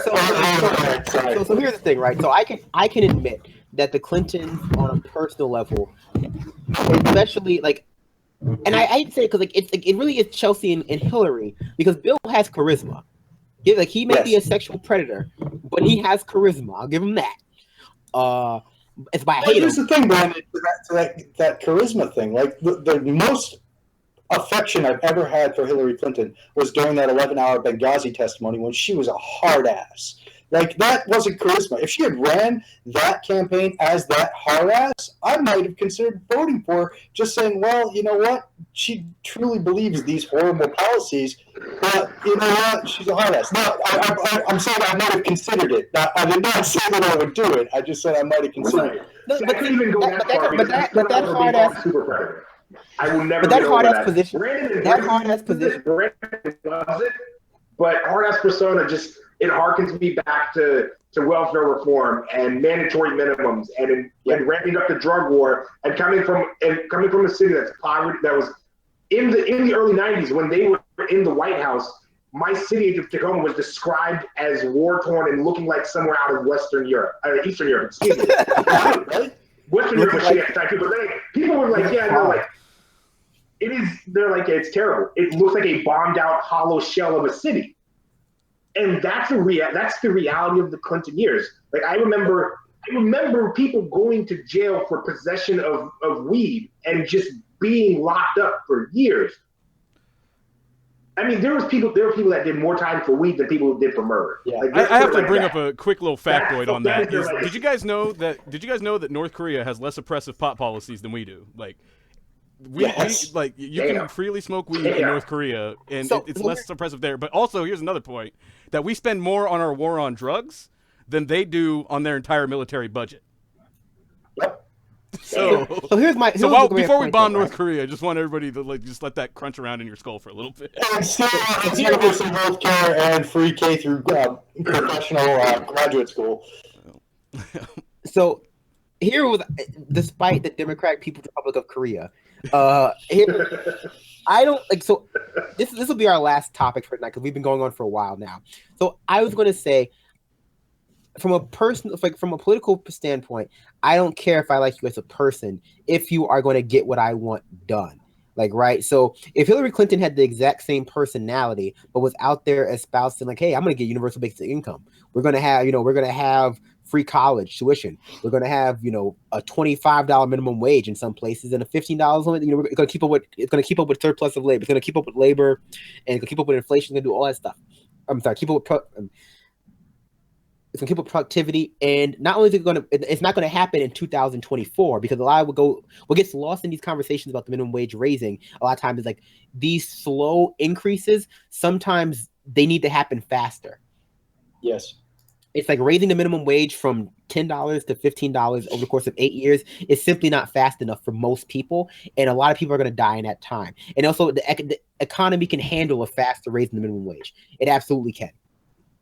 But my point is going to be this. It's like, yeah, do I find her completely just unappealing personality-wise? Of course, but that's only one of a many confluence of things that make me not want to vote for her. And this is where, people like Nate Silver who come out, or people in general come out and say, oh, well, it was the Comey who cost her the election. Like, no, it was a lot of things that cost her the election. And I feel uncomfortable blaming a law enforcement officer for pointing out the fact that she was actually under investigation and making it known publicly. It was out of the ordinary and a bit weird. It was really weird for him to do that. But it's. Well, if you want to get back to it, I think that goes back to the Lynch meeting on the tarmac. I think that he felt that he had to. Yeah. Yeah, I mean, because anyway, the point was this. It's just like there was a lot of factors for why Clinton lost, and the media has only chosen to engage in the ones that absolve them of their sins. It shouldn't have been close enough for any of those factors to come in. They shouldn't have been doing shady stuff at the DNC, and that would have prevented those leaks from causing any negative damage. Loretta shouldn't have met with Bill Clinton. Yeah. She should have laughed a little bit better. Of things that Hillary herself had control over. That if she didn't do those things, then none of these other things would have been anywhere near enough to turn enough votes for her to lose. So of course, she shouldn't have run while under FBI investigation. That's another. Like Benghazi probably also hurt her. But here's the thing: politics is a win or lose game, and if the DNC didn't think she could win, they shouldn't have ran her ass. Yeah, because you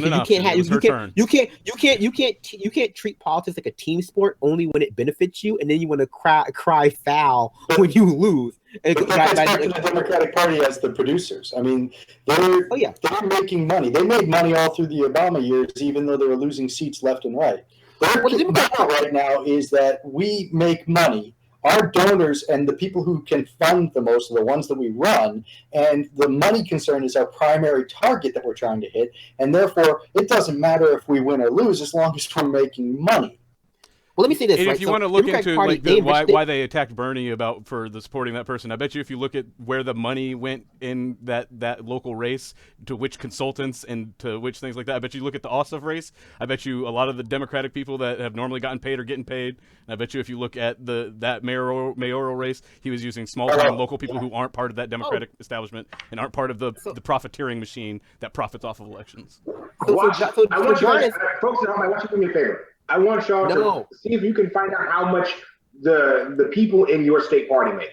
Just find out. Just see if you can find out. If you can find out, tell me if you can stick around and support that. That's all I got to say on that. It's a money-making machine. The Democratic Party is a corporation, by corporations, for corporations. People be damned. So here's what That's why I'm so psyched about this lawsuit, because I want to see what comes out in discovery. Oh yeah, Jared Beck. He's like, yeah, but here's the thing, right? So John nailed it on the head, right? So the Democratic Party enriches itself by pretending it's winning and by conditioning its rank and file to accept symbolic, meaningless, shallow victories of representation, or even fights about representation as victories, even as they're losing. And when they do lose, they still position themselves as to be the intellectual superiors of the Republicans. Republicans are the stupid party. On somebody else. Yeah, it's like, yeah. So like either they blame it on someone else or they position, well, we may have lost, but we're the smart party. Like that, that's what the Democrats wanted to believe about themselves, right? This all comes down to like the emotional and psychological component of the Democratic Party. It's like, well, we're the smart party, we're the party of minorities and oppressed people, we're the party of defending the weak and the marginalized. That's who we are. And so Democratic Party, like it's funny because Democratic Party and Republican Party work in tandem. Republican Party, the grift of the Republican Party is that we're losing. We're constantly under threat. We're constantly under siege, even as they control the majority of America. The Democratic Party's grift is we're winning. We're winning the culture war, and therefore society is improving. The society is getting better. Even as people are dying earlier, even as hate crimes are on the rise, even as white supremacy is and that white supremacy is flourishing, even as homelessness is on the rise, the drug war is expanding, immigration, people are being harassed by ICE. We're the smart party. We have a black president. Don't pay attention, turn away, don't ask any questions, don't do nothing. We're winning. They don't focus on it. Don't focus on it. And so why I say like Hillary Clinton losing simply meant the Democratic Party has a harder time presenting the air that they're winning. Because now the whole curtain's been pulled off. Everyone's the glamour Obama was the glamour. He was the glamour of the Democratic Party. And with his leaving the office, the game has been revealed that the Democratic Party, as both ideologically, morally, Obama taking $400K from the people he was supposed to be regulating, demonstrates how morally bankrupt he was as well as one of the Democratic Party. But again, he was the perfect representation of them. It reveals that the Democratic Party is a husk. It's not I want to interrupt you. It's not a nationally. Yeah. It's not. No. Finish your sentence.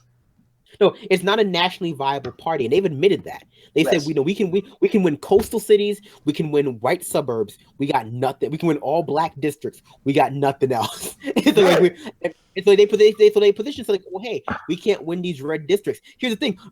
They're gonna have to start winning some red districts. Right. They're starting to turn all red. Exactly, and the thing is that none of this is actually being. We'll bring it back full circle to the media and how they miss this. None of this is being discussed on the media. Instead, what you're hearing is full time Russia. You're hearing full time that it was the racists that are rising and all of these things. Even though like we talked about earlier, it's a matter of these people are coming out more rather than a rise in actual white supremacists in this country. It's the demographics are in favor of the Democratic Party when you actually look at demographics, like they say, but they're not actually addressing any of their concerns. They don't have to. And the media is 100% clueless and helping them along and helping the Democrats remain clueless and completely ineffectual. So this goes. I was just going to say one of the big problems that you're. Or go ahead, Brandon. Go ahead. No, you brought us full circle, right? You go first, though. Yep. I was just going to say is one of the problems that they've had is hold on, I lost my train of thought. Go ahead, Brandon. Okay. So you go full circle, right? And it's because, again, back to hey, are the media knowingly complicit in this? Are they knowingly trying to blame Russia and Comey and I don't know, Bernie Bros and Yes. let me finish because that answer to the question is yes. Spoiler, in order because it allows them to continue to enrich themselves and it allows them to avoid blame. Or are the people who make up the media, by nature of being liberals, elite liberals, as they should being Democrat rank and file, Democrat stands, have they literally just supplanted their ego with the Democratic Party establishment? They've supplanted their ideology with the Democratic Party establishment. They've supplanted themselves with Hillary Clinton, and therefore to critique her, to critique that establishment, to critique that structure would be an attack on their own, view of themselves. And I think it's both. I think it really is a feedback mechanism here because we have people are still out here defending Chelsea and Hillary and going, hey, how dare you point out that Chelsea's opinions are kind of bad, or she's kind of, or really she should go. This is the same Chelsea Clinton that I believe campaigned against. No, sorry. Let me just finish it. Let me finish one statement. Like if it were just strategic to make money or to avoid people stop listening to them because they're wrong and stupid, they wouldn't be taking it so personally. But they take Clinton's loss and the critiques of Chelsea Clinton. Hillary Clinton's loss and critiques of Chelsea so personally that I can only believe it has to. This is actually an issue of. They had elevated the Clinton family to royalty. The Clinton family is royal, along with being the avatars of liberalism and neoliberalism and the Democratic Party, are royalty, and they serve as a stand-in for a lot of your Democrat Party elite urban rank and file. They just see nothing wrong with her, and to critique her, to critique Samantha Bee, who's also fucking awful. Horrible. Oh, she is awful. And I would have never thought there was anything worse than like Lena Dunham in this. But to critique her, to critique Samantha Bee, to critique Jon Stewart, to critique all these people, these liberal stands, is to attack them at who they are. And so that's why I say, the left has to move forward. And I wrote a whole thread on this. Is it okay to hate Hillary Clinton? Absolutely. It's perfectly okay to hate Hillary Clinton on a political level because she is, personal level, your mileage may vary. I don't care. Do what you do. Do you, fam? But on a political level, from the leftist position, if you are really serious about, reforming the left, resisting Trump, reforming the Democratic Party, gaining power, Hillary Clinton has to be rebuked. That Clinton brand of politics has got to be, exiled from the Democratic Party. There can be no leftist party in America where the de facto heads, because they are still the de facto heads. The Clintons are still running things. Obama world is kind of out, although Tom Perez is there, but the Clintons are still running things. They to be gone. They have to be exiled. They can be given no sanctuary in the Democratic Party. I know a lot these hagiographies, which is a good word that Sarah Jones, I feel like she introduced to everybody, have to be attacked vehemently because they show that the media is composed of people who identify too strongly with Hillary Clinton and whose ideology is entirely reactive to what the Democratic Party is doing. They're just not engaging. But you're just describing Joy Reid, right? You're not describing Chris Hayes. Chris Hayes is the other side of that. Chris Hayes is the worst. Well, I know your feelings about Chris Hayes. My point about Chris Hayes is that Chris Hayes wasn't elevated to his position and doesn't internalize what the Clinton mythology is. But at the same time, Chris Hayes is in the position that he's in because he wouldn't rock the boat. He got to that position through the media channels because you're not promoted in a multinational corporation if you're going to rock the boat. That's how he got there. So yes, Joy Reid has completely internalized the mythology of the Clintons, but that doesn't say Chris Hayes. So I think your answer to yes, it is both is more apt a description of what's going on in the media. Oh yeah, so yeah. Don't get me wrong. The higher ups, your people who purposely chose to platform Donald Trump over Bernie Sanders. Your active shills. They're all completely on it for the dole. But I think your rank and file, your everyday writers, your everyday contributors to New York Times, to HuffPo, the bloggers, they just identify too strongly with the Clintons. That's who they are. It's like that's who they are on the inside, and those people, they can't be won over. I feel like those kinds of liberals, you're never going to win over Paul Krugman. Yeah, or Peter Dow. They're a waste of time. You're never going to win over those people because they're true believers. And what makes them they're true believers, or they like I said, they've supplanted their ego with that person. There are people out there who write for again HuffPo, Daily Beast, Salon, who like Hillary Clinton. She wasn't the lesser of two evils. She was the good.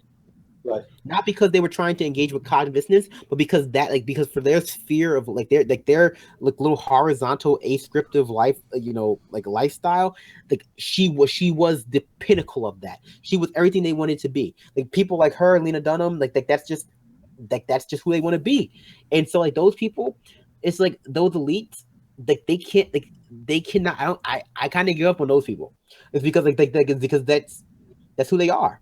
Yeah, but their arguments are vapid and they're completely they're hypocrites. I mean, so when you try and point that out, though, to like you were saying, like let's say they're fans, because that's exactly what they are. They're fans. You're never going to convert those fans. They're proselytes. Yeah, because it's a cult. It's a religion. Like anytime you have someone who's that bland and you're so fan, it's a religion. And the only way it can be a religion is because you've said to yourself that this person is who I am, but in a better form. But I guess at the end of the day, so I say, hey, you have to be able to rebuke Hillary Clinton. And when people come out of the woodwork saying, "Oh, well, the only reason you not," and I always know when these people exist when they come out the work and "Oh, the only reason you could hate her is because of misogyny." Okay, that tells me everything I need to know about you right there. Yeah. That tells me everything I need to know about you right there because you don't know anything about her.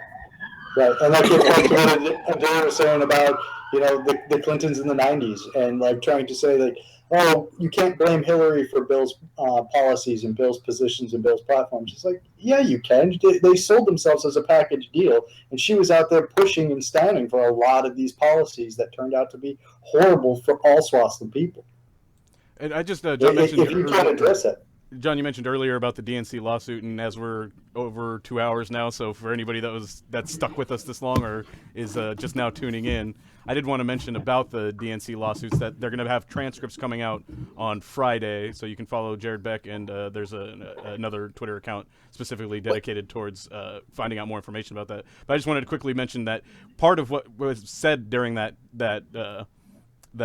court case during the hearing was that the Democratic Party believes that not only is the idea that they're an impartial and fair arbiter of the process, not only is that just political speak covered by the First Amendment, and so that they're not it's not a legally obligated or legally obligating phrase.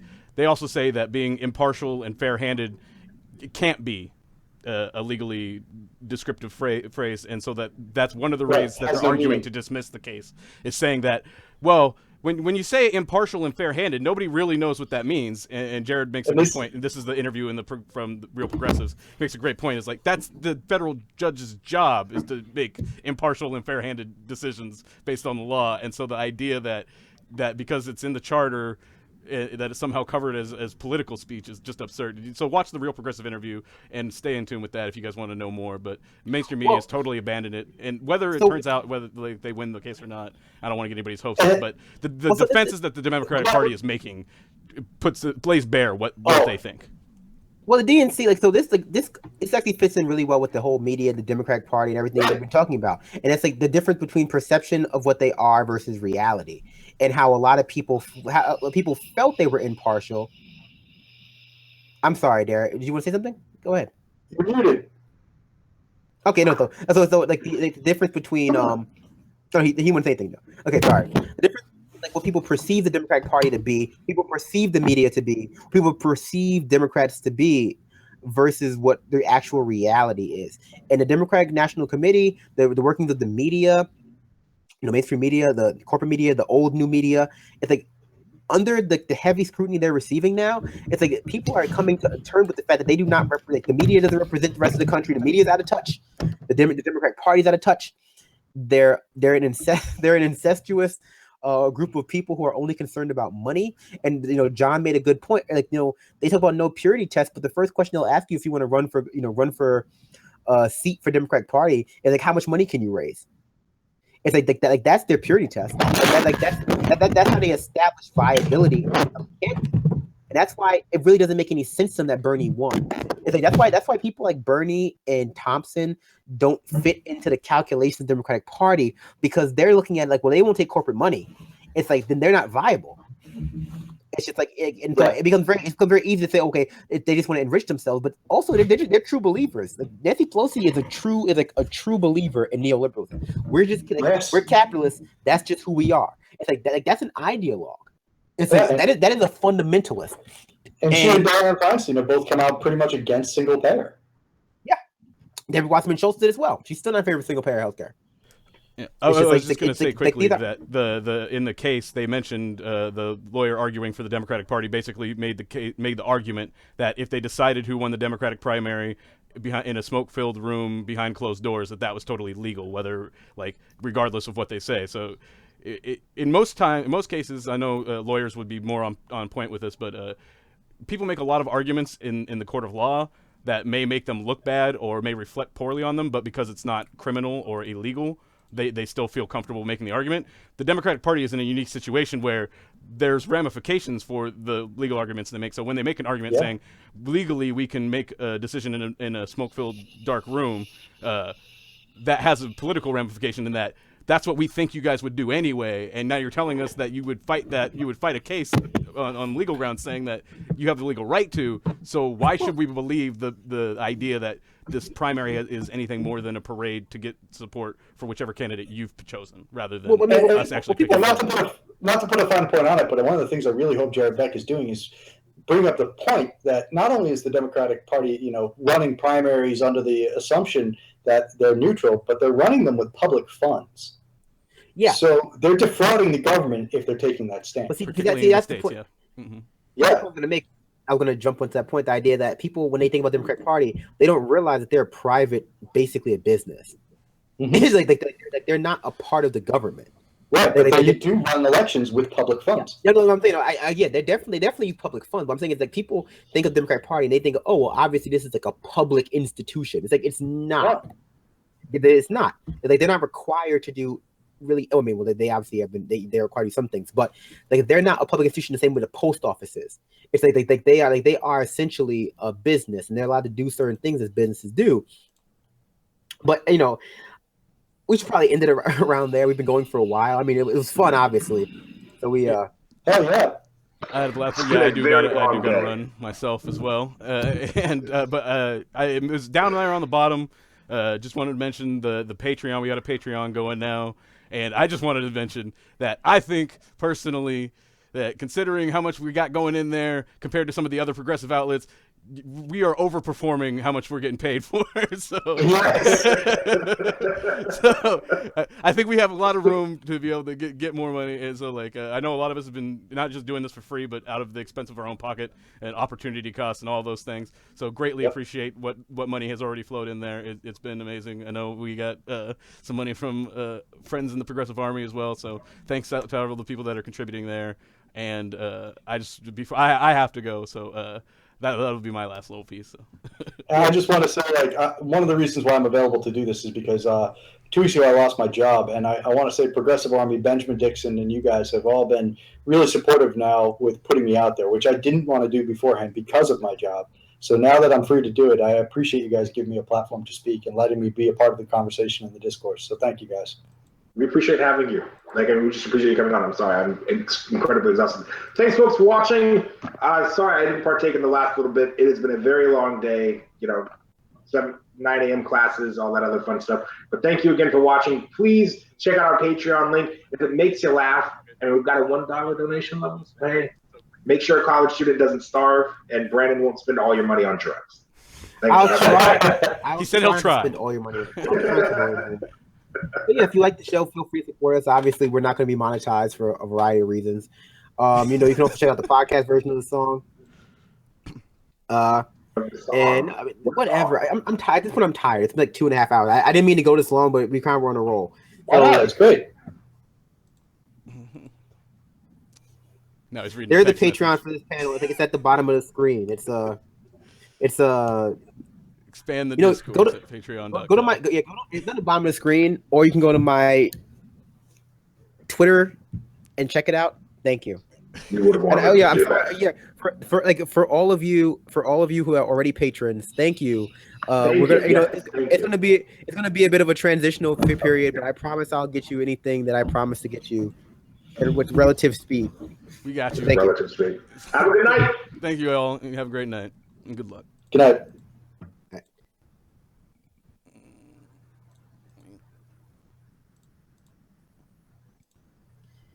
That was exhausting. Wait.